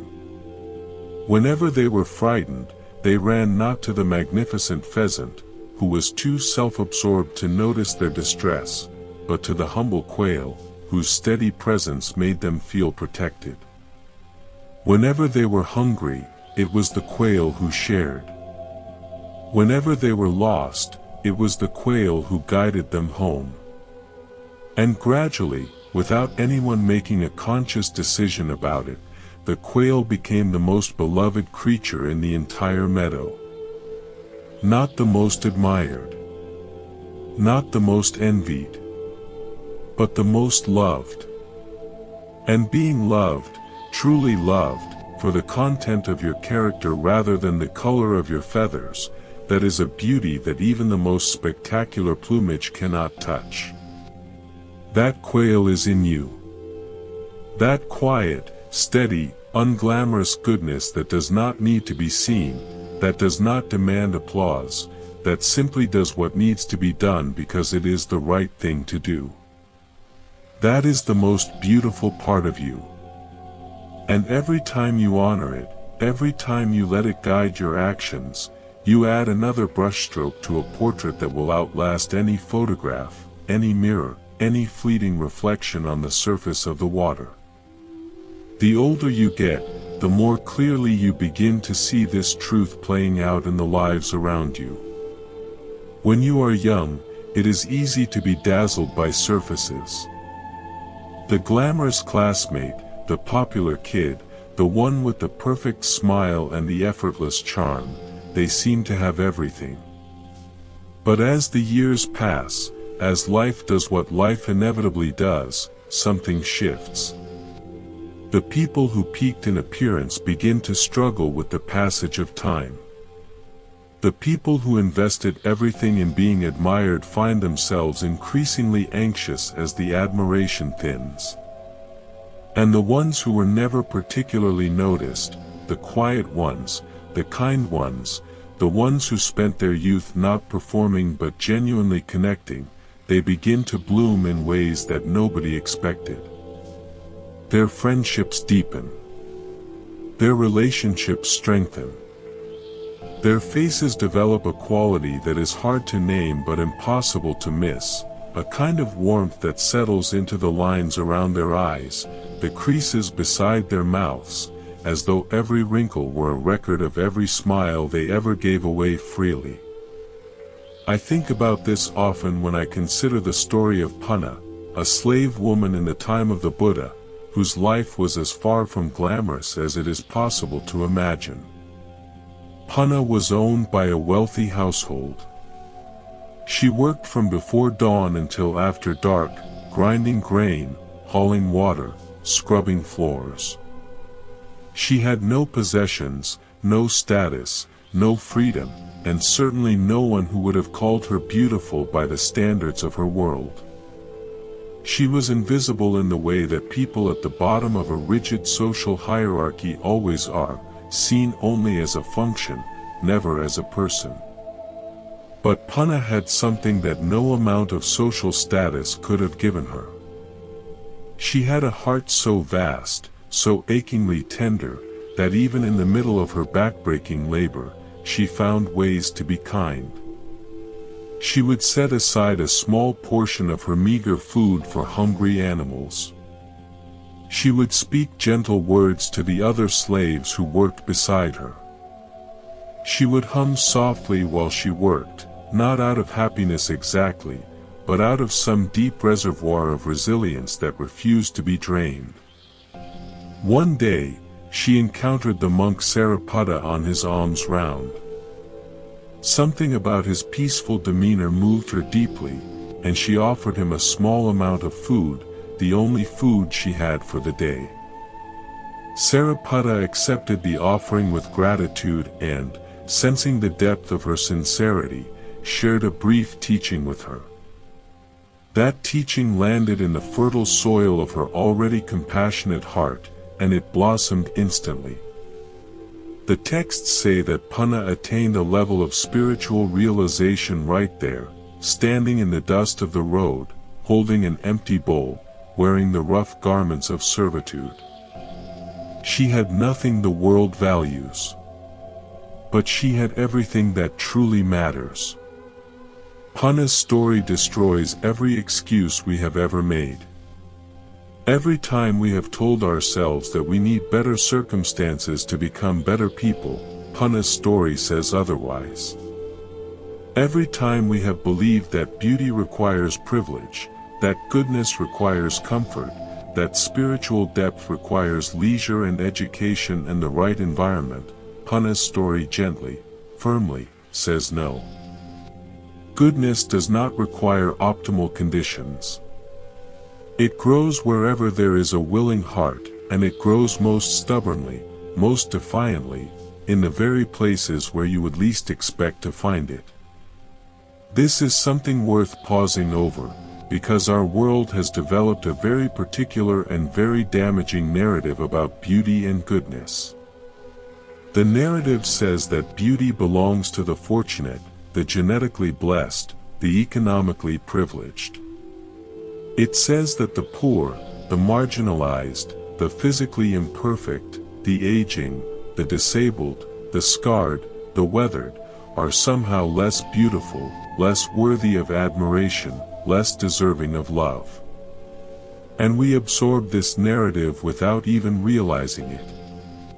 It seeps into us through advertisements, through entertainment, through the casual cruelty of schoolyard teasing, through the algorithms that push attractive faces to the top of every feed and bury the rest in silence.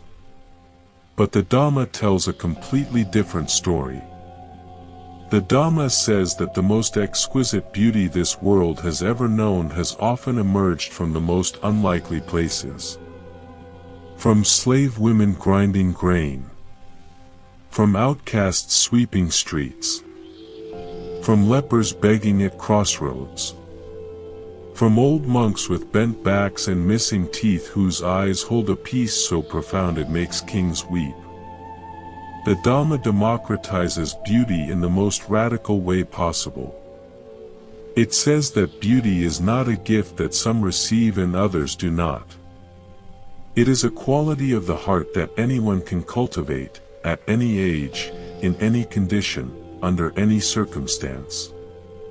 And this brings me to something I have been thinking about for a long time, something that I believe sits at the very center of this conversation. It is the relationship between suffering and beauty. Not the kind of suffering that breaks you and leaves you bitter, but the kind of suffering that breaks you open. There is a difference, and the difference is everything. When suffering breaks you, it closes your heart. You become defensive, suspicious, hardened. You build walls. You push people away. You decide that the world is cruel and that the only rational response is to be cruel in return. This is understandable. It is a survival mechanism. But it comes at a terrible cost, because a closed heart, no matter how well protected, is a heart that can no longer receive love, and a heart that cannot receive love slowly withers. But when suffering breaks you open, something entirely different happens.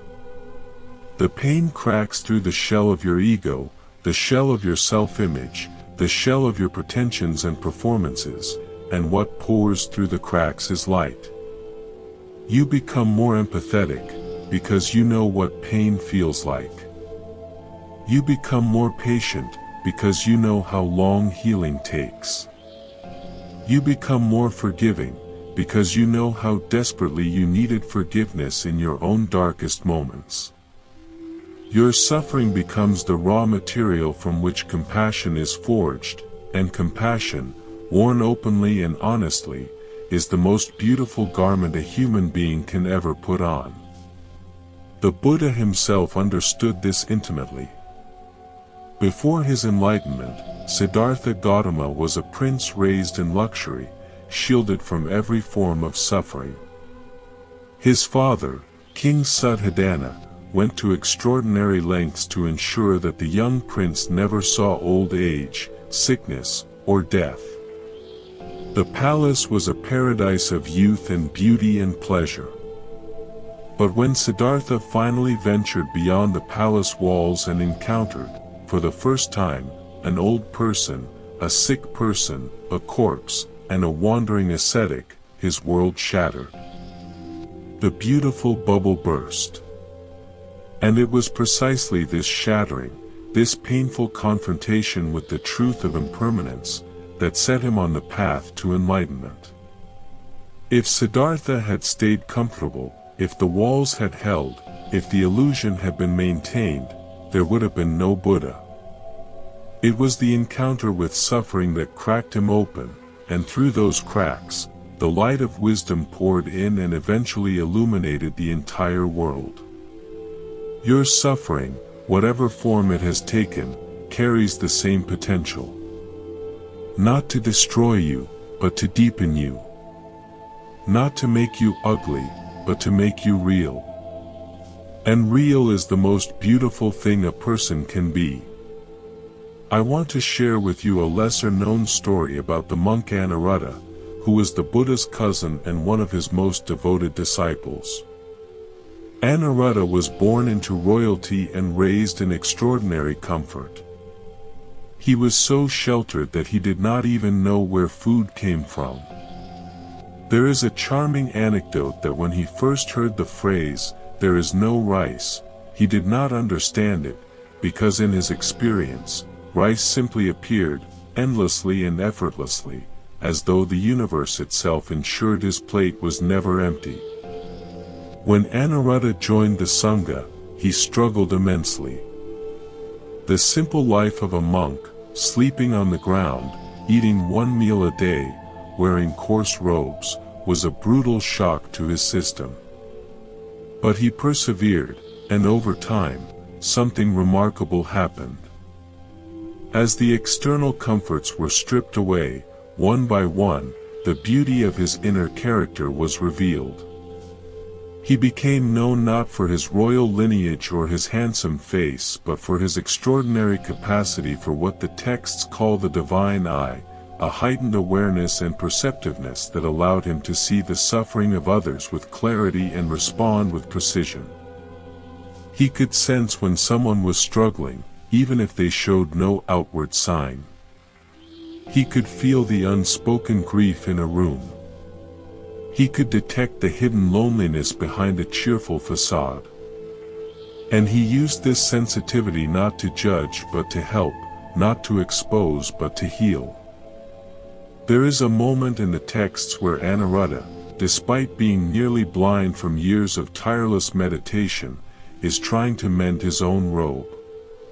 He is threading a needle, struggling to push the thread through the tiny eye, and he says aloud, almost to himself, "Is there anyone who wishes to gain merit by threading a needle for one who is striving?"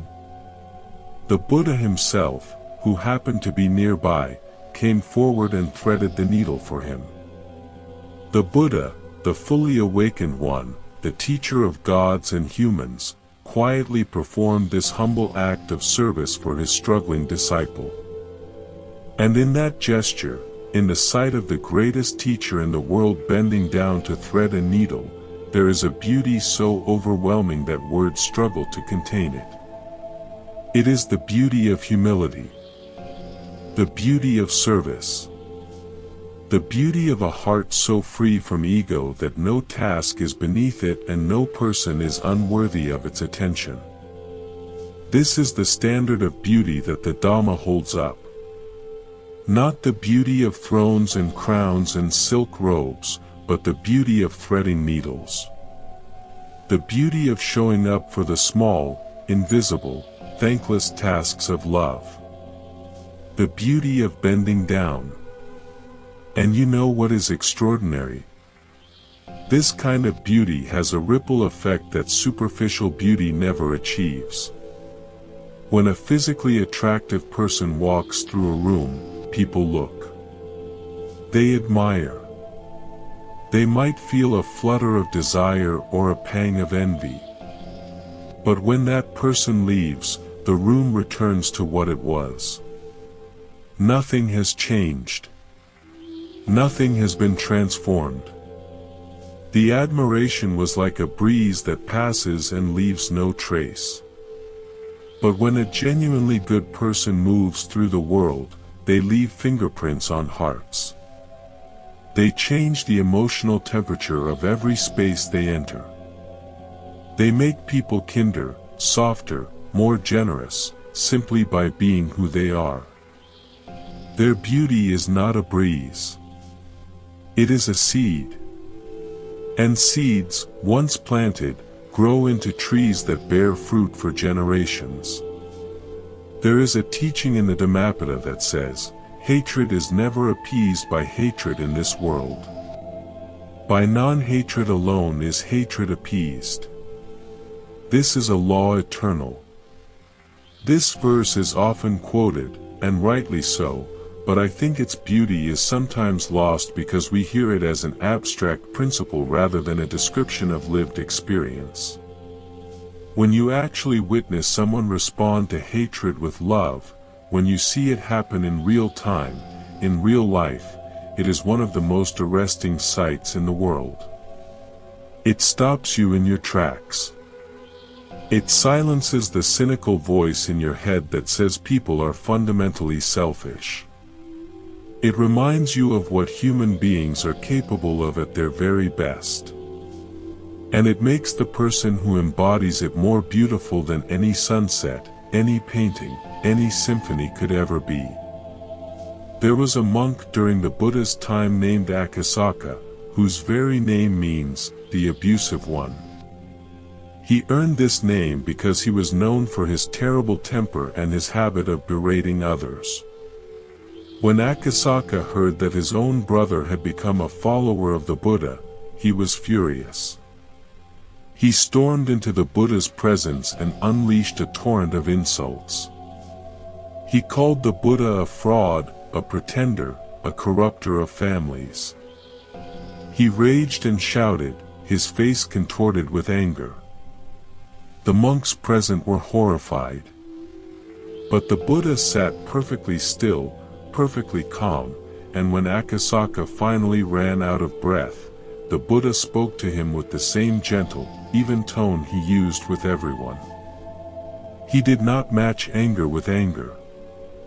He did not defend himself. He did not retaliate.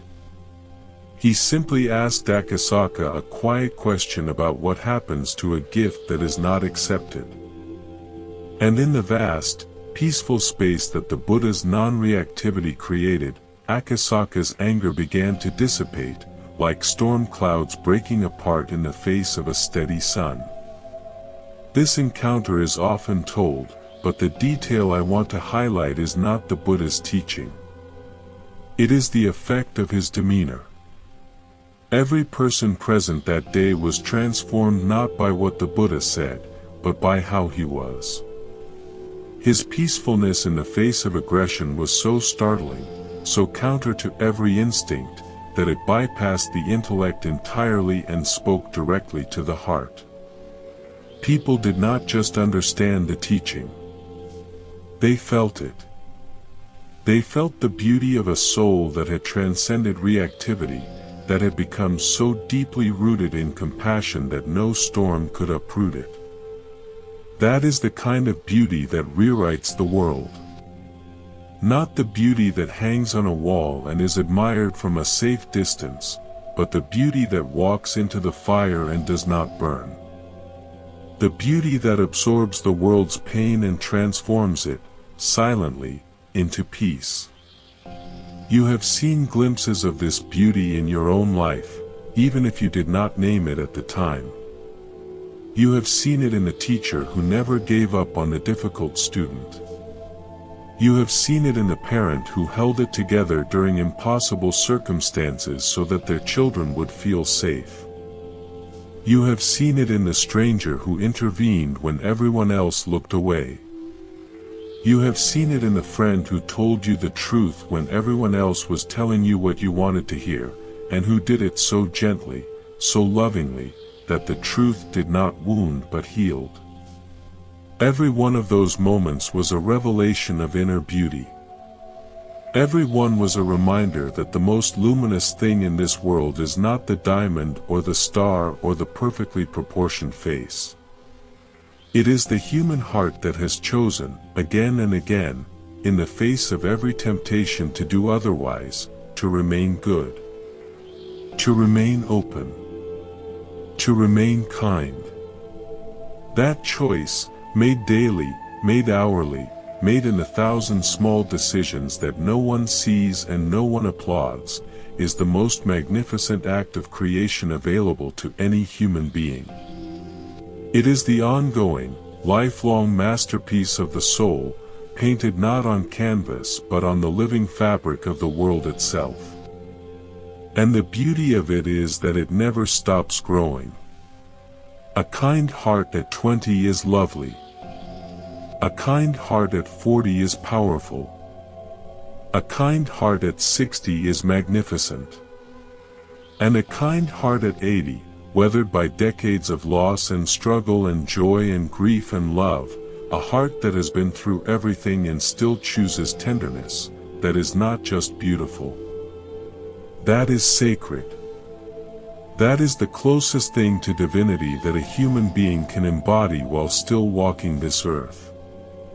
And it is available to you, to all of you, not as a distant goal or an impossible ideal, but as the very next choice you make.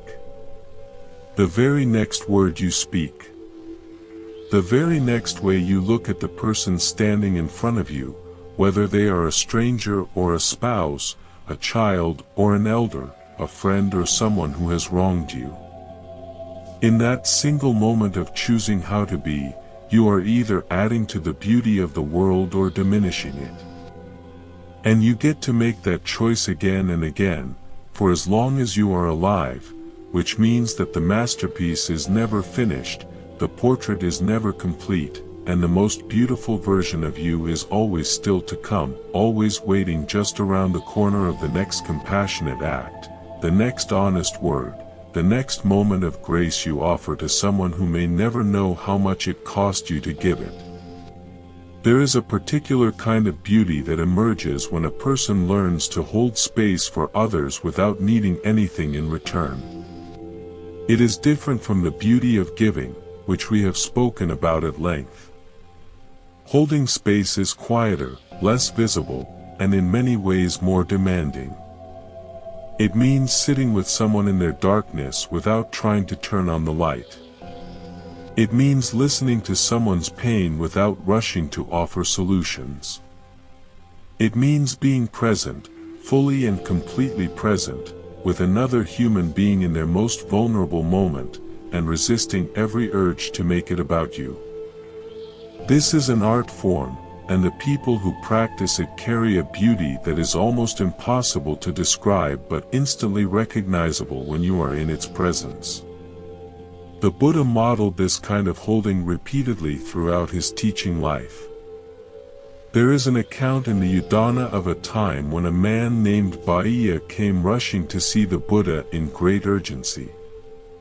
Baiya had traveled an enormous distance at great personal risk because he felt, with the desperation of a drowning man, that he needed to hear the truth before it was too late.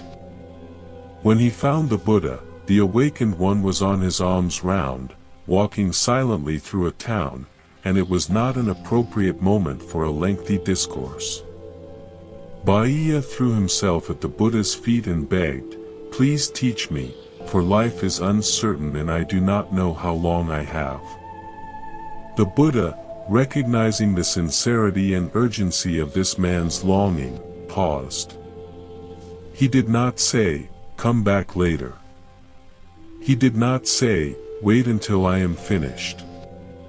He stopped, right there in the middle of the road, and he gave Baiya one of the most concise and profound teachings ever recorded. In the seen, there is only the seen. In the heard, there is only the heard. In the sensed, there is only the sensed. In the cognized, there is only the cognized. When you understand this, you will not be located in this world, nor in any other world, nor in between. This itself is the end of suffering. Baiya received this teaching, and the texts say he was instantly liberated. Minutes later, tragically, he was killed by a cow on the road. He had been right. He did not have much time. And the Buddha had sensed this and given him exactly what he needed, in exactly the right moment, without a single wasted word. What moves me about this story is not the dramatic ending. It is the Buddha's willingness to stop. His willingness to interrupt his routine, to set aside the normal protocol, to be completely responsive to the person standing before him. This is holding space at its most exquisite. The Buddha did not impose his own agenda. He did not follow a script. He read the moment, felt the need, and responded with perfect attunement. And that attunement, that capacity to meet another being exactly where they are, is a form of beauty that goes far beyond physical appearance. It is the beauty of a heart so spacious that it can contain the urgency and anguish and hope of another person without flinching. You have this capacity too. You may not realize it, but you do. Every time you put down your phone and truly listen to someone who is hurting, you are holding space. Every time you resist the urge to fix and instead just witness, you are holding space. Every time you sit with a friend in silence because words would only cheapen what they are going through, you are holding space. And in those moments, you are more beautiful than you have ever been, because you have temporarily set aside the most persistent of all human concerns, the concern with self, and have made yourself entirely available to another. There is a concept in the Buddhist tradition called anatta, often translated as non-self. It is one of the most challenging teachings in all of the Dharma, and entire libraries have been written trying to explain it. But at its heart, the teaching is quite simple: the rigid, solid, fixed self that we believe ourselves to be is not as real as we think. We are not permanent, unchanging entities moving through a permanent, unchanging world. We are processes. We are flowing rivers of experience, constantly changing, constantly being shaped by conditions, constantly arising and passing away. And that self we cling to, the self that demands to be seen as attractive, successful, admirable, worthy, is itself a construction, a mental image we have built out of memories and habits and fears and desires. Now, why does this matter for our conversation about beauty? Because the moment you begin to loosen your grip on that fixed image of who you think you are, something remarkable happens. You become free. Free to be imperfect. Free to be unfinished.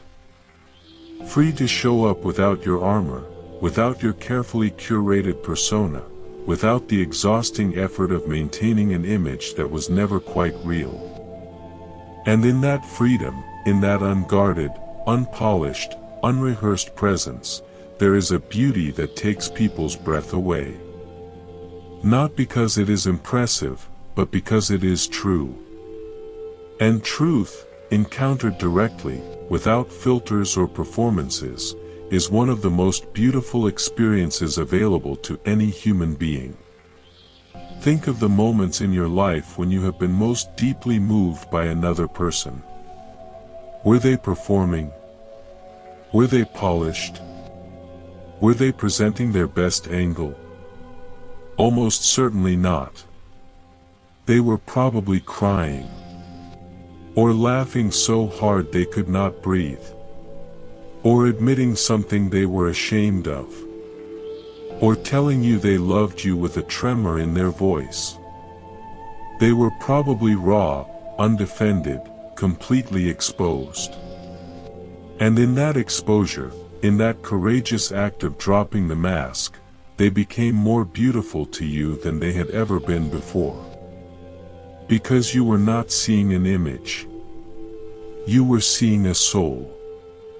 The monk Maha Kassapa, one of the most revered disciples of the Buddha, was known for his extreme austerity. While other monks accepted comfortable lodgings and fine food when offered, Kassapa chose to live in the forest, sleep under trees, wear robes made from discarded rags found in charnel grounds, and eat only the simplest food. He was not doing this out of self-punishment or spiritual one-upmanship. He was doing it because he had discovered that the fewer external adornments he carried, the more clearly his inner qualities could shine through. He had stripped away every distraction, every comfort, every superficial layer, until what remained was pure presence.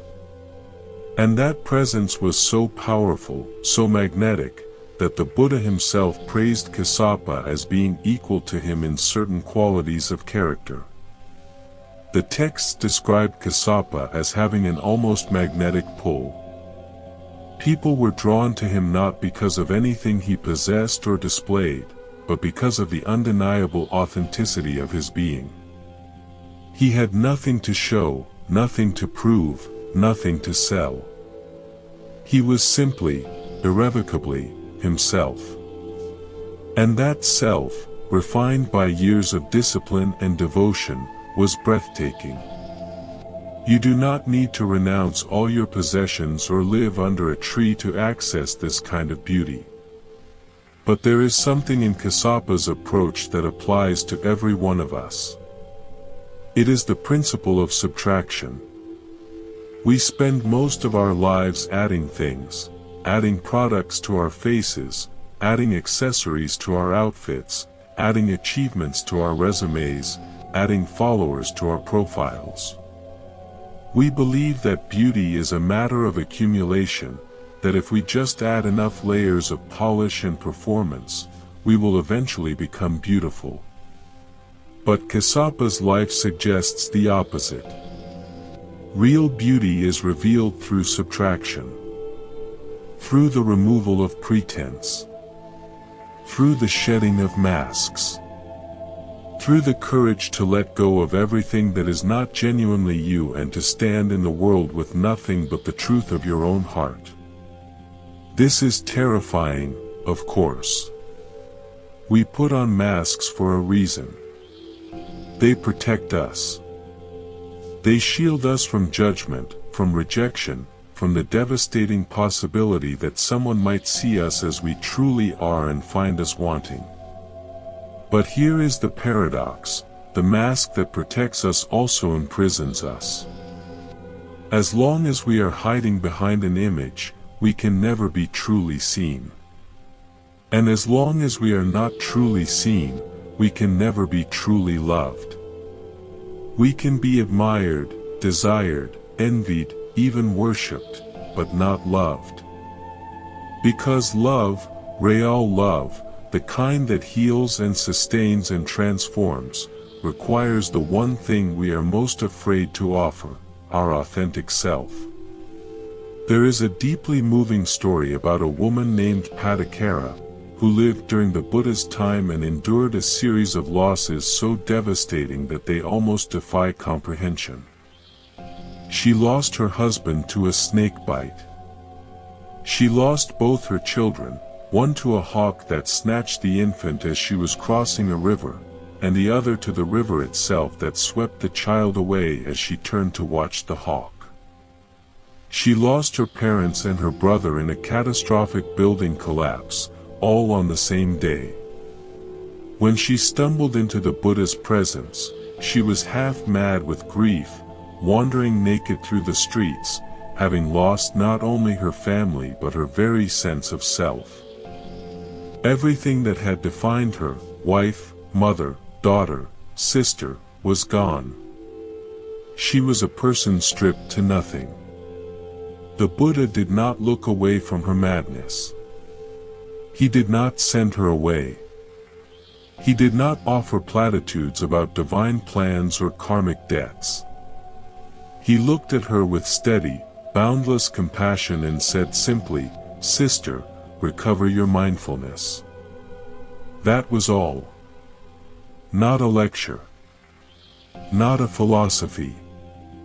Just a gentle invitation to return to the present moment, to come back from the abyss of her grief into the only place where healing could begin, here, now, this breath, this heartbeat, this single, survivable instant.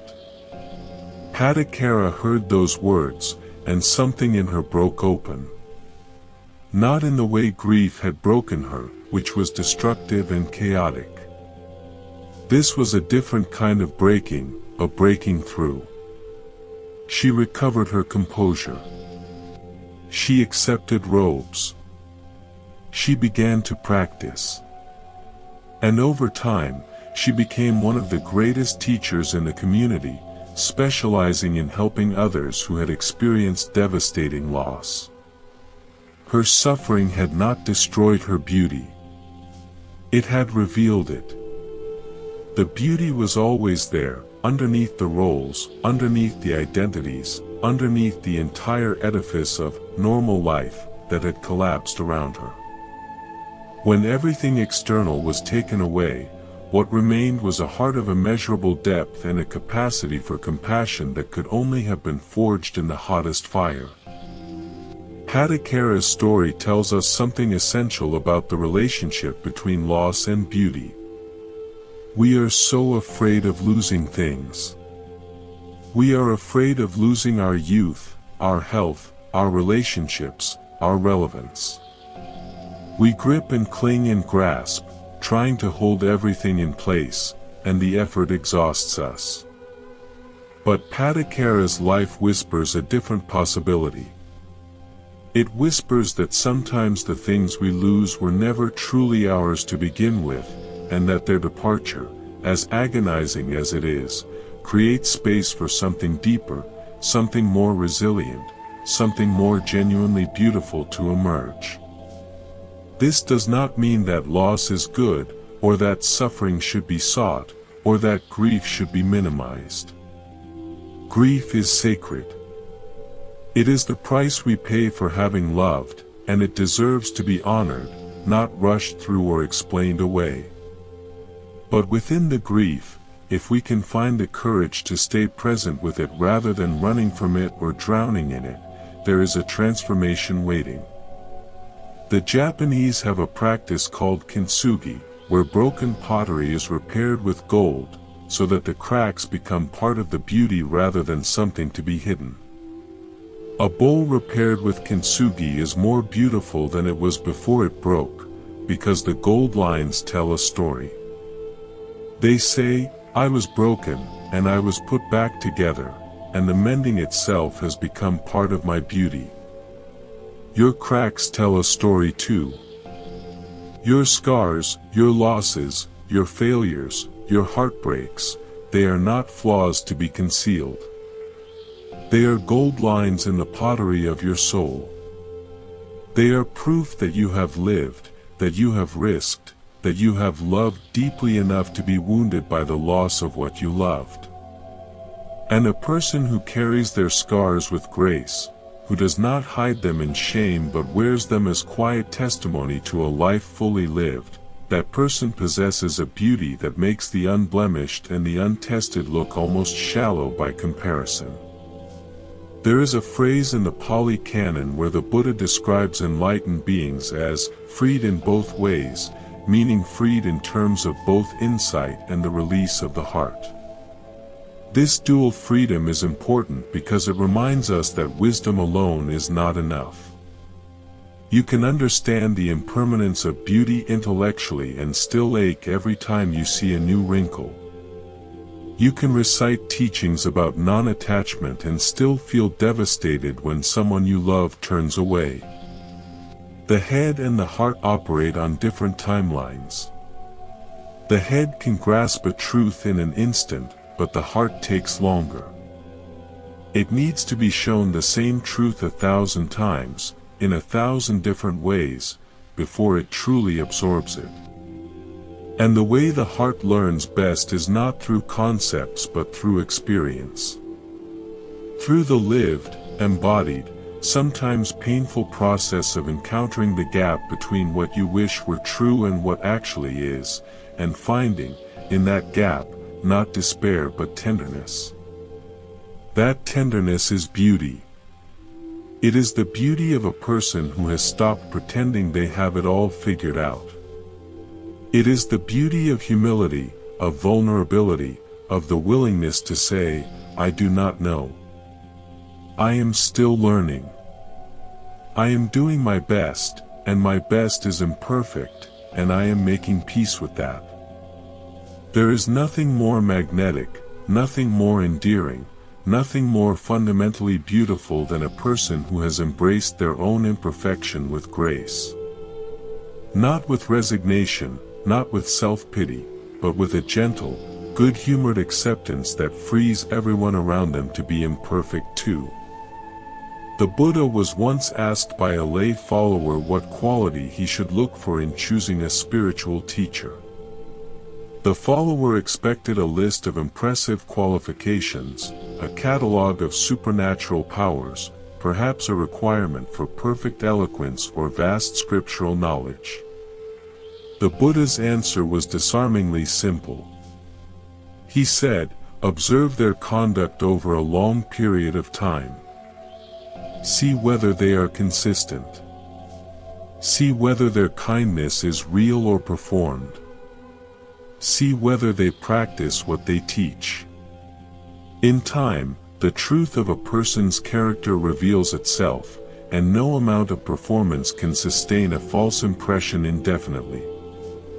This is the ultimate test of beauty, the test of time.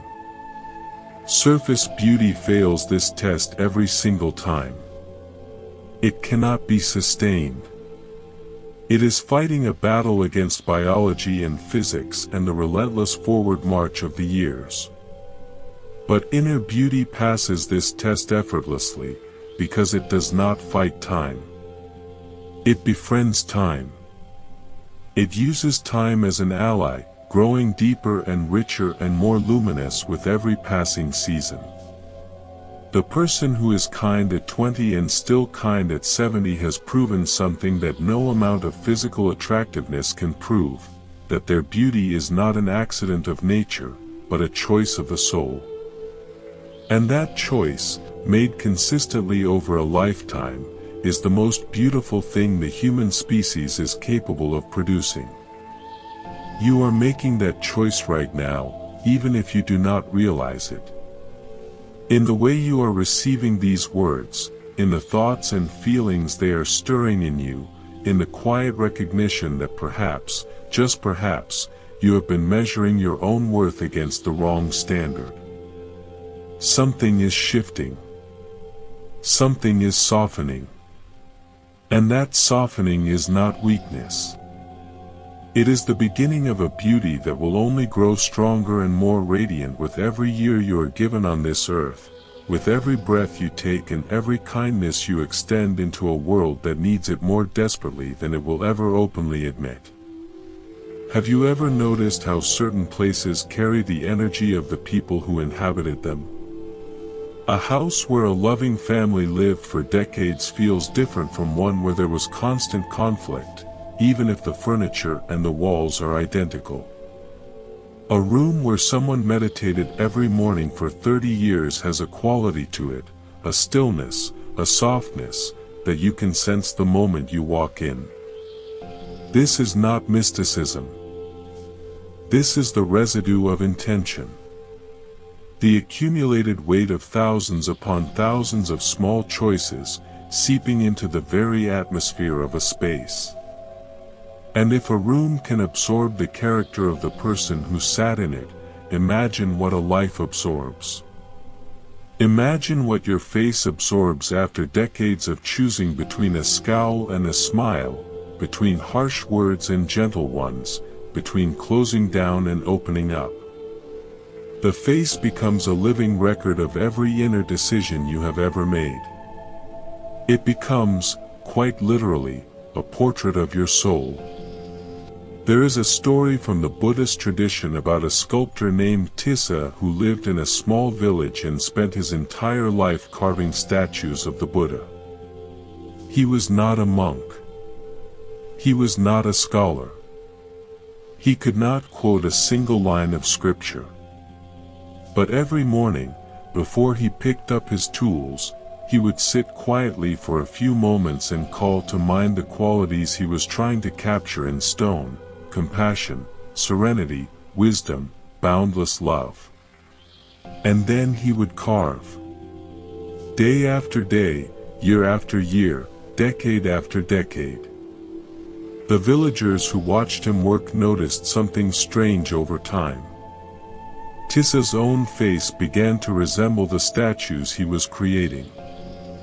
Not in the literal, physical sense, but in the quality of expression. The same gentleness he was trying to carve into stone was carving itself into his features. The same peace he was trying to capture in marble was settling into his eyes. By the time Tissa was an old man, people would come from neighboring villages not to see his statues, but to see him. They said that looking at his face was like looking at a living teaching, a reminder that you become what you contemplate, you become what you practice, you become what you love. This is one of the most hopeful truths in all of human experience. You become what you practice. If you practice resentment, your face will harden into a mask of bitterness. If you practice jealousy, your eyes will develop a sharpness, a hunger, that repels rather than attracts. But if you practice kindness, your entire being begins to soften. If you practice gratitude, your face begins to glow with a quiet contentment that no amount of makeup could replicate. If you practice forgiveness, the lines of tension around your mouth and forehead begin to smooth, not because the wrinkles disappear, but because the expression beneath them changes. You become, over time, the living embodiment of whatever you have given the most attention to. And this means that beauty, real beauty, the kind that moves hearts and changes lives, is not a matter of luck or genetics. It is a matter of practice. It is a matter of daily, hourly, moment-by-moment choice. The Buddha spoke about this principle with great precision in his teaching on the nature of mind. He said, whatever a monk keeps pursuing with his thinking and pondering, that becomes the inclination of his awareness. In simpler terms, what you think about, you become. If you spend your days thinking about how you compare to others, about whether you are attractive enough, successful enough, impressive enough, your mind will become a machine of comparison and anxiety, and that anxiety will write itself across your face and your body and your entire way of being in the world. But if you spend your days thinking about how you can be of service, about what you are grateful for, about the goodness that exists in the people around you, your mind will become a wellspring of warmth and generosity, and that warmth will radiate from you in ways that no mirror can show but every heart can feel. I want to tell you about a woman I once heard about in a Dharma talk, a modern story, not from the ancient texts, but one that carries the same timeless truth.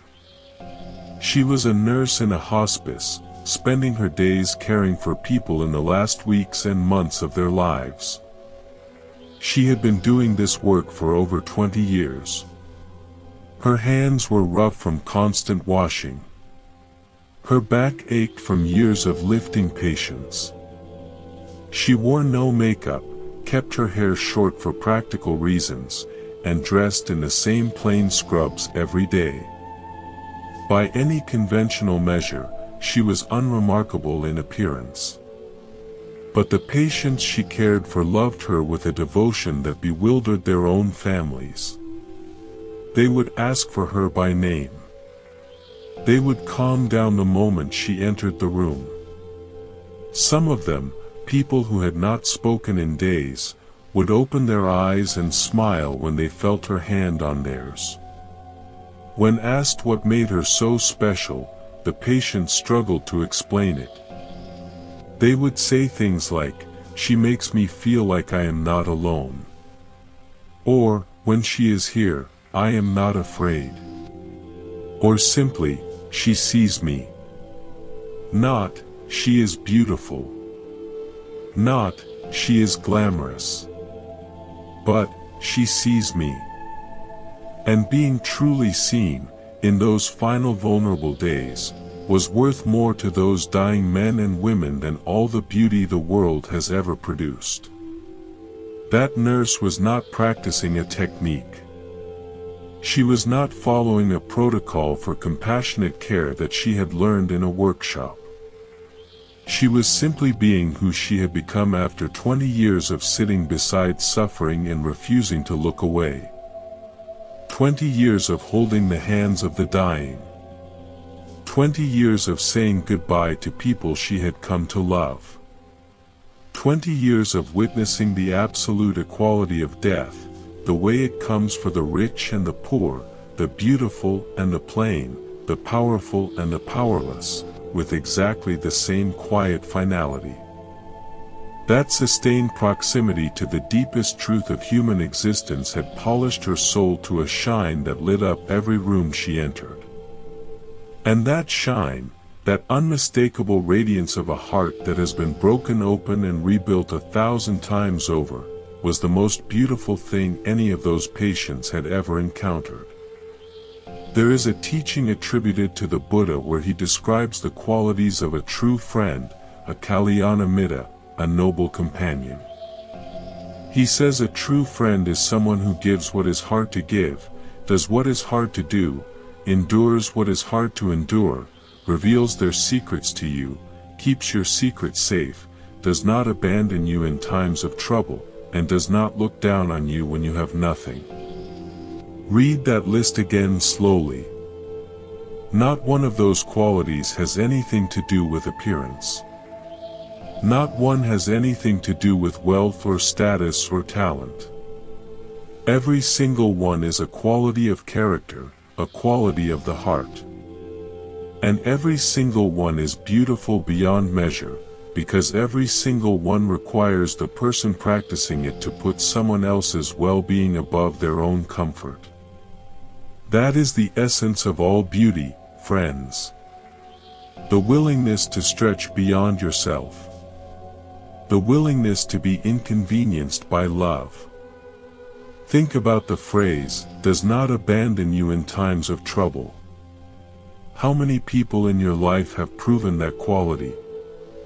How many have stuck around when things got ugly, when the illness came, when the money ran out, when the crisis hit, when staying required nothing less than choosing discomfort over ease?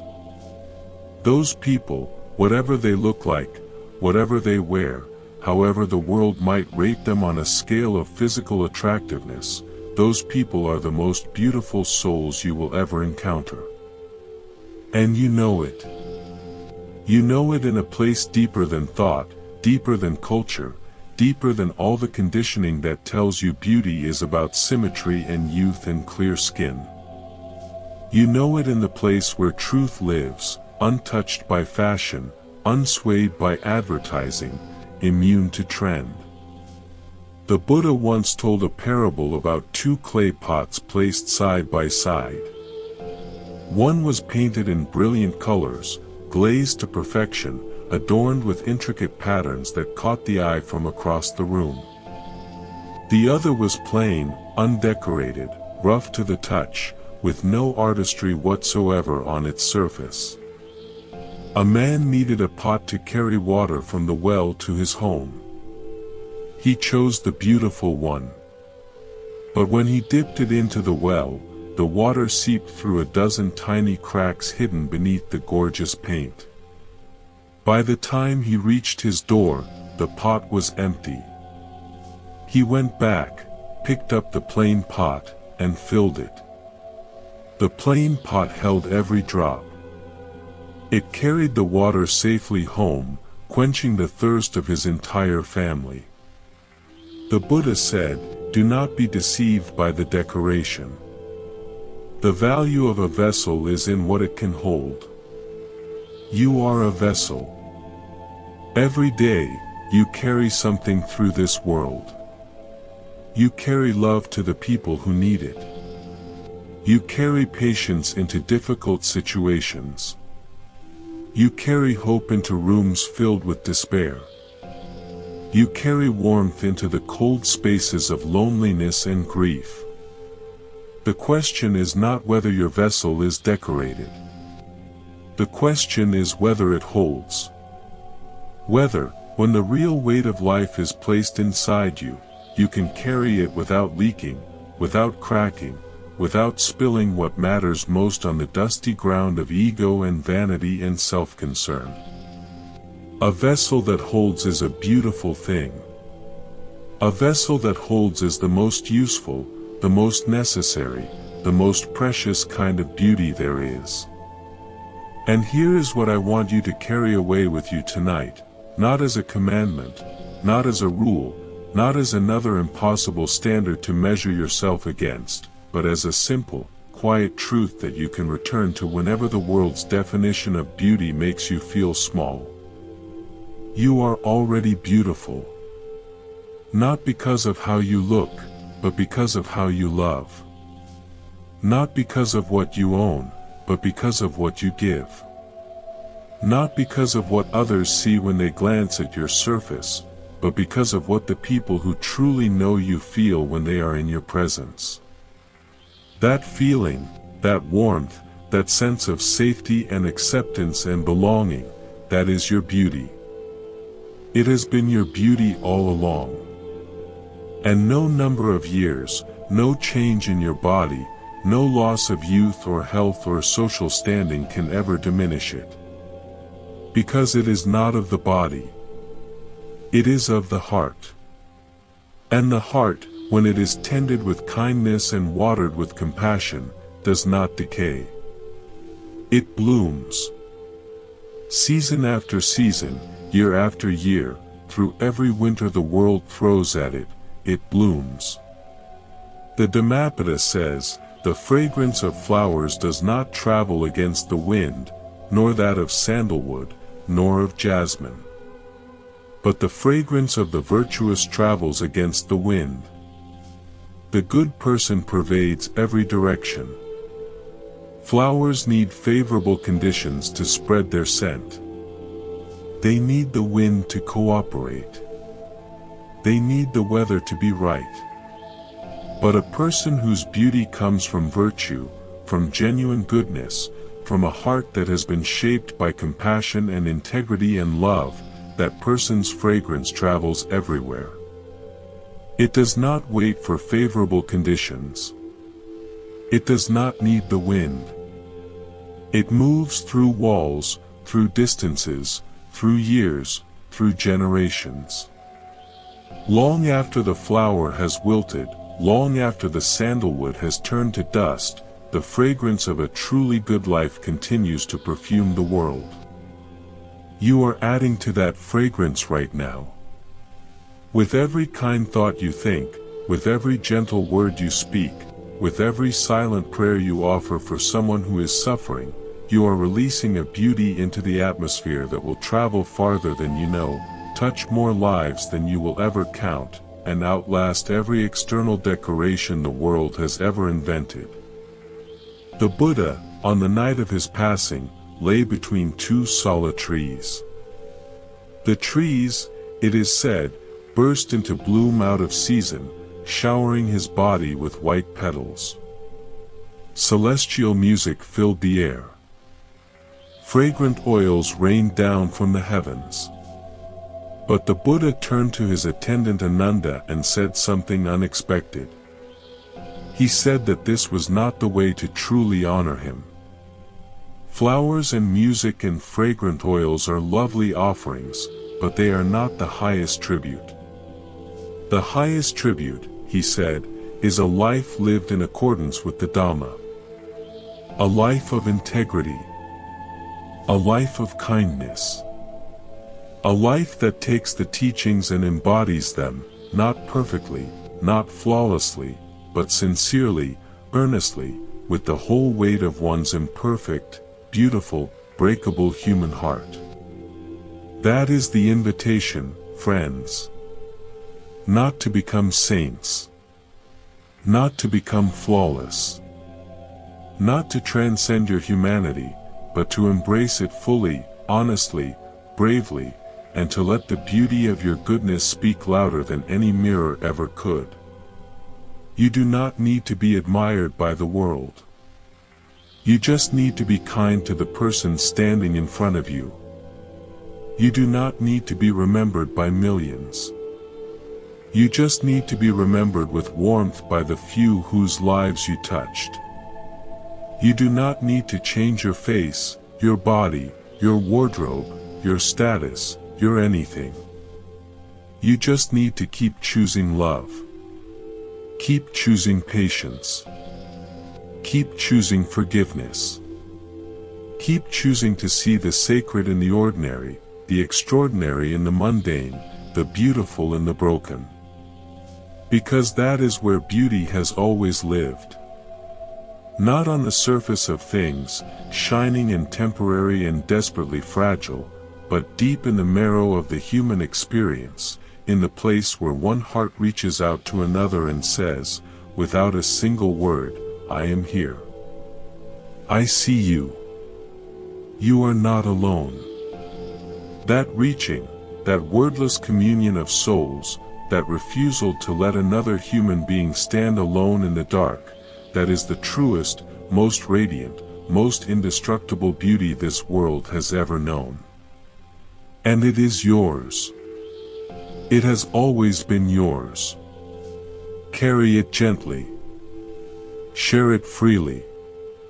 And trust that it is enough, because it is, and it always will be.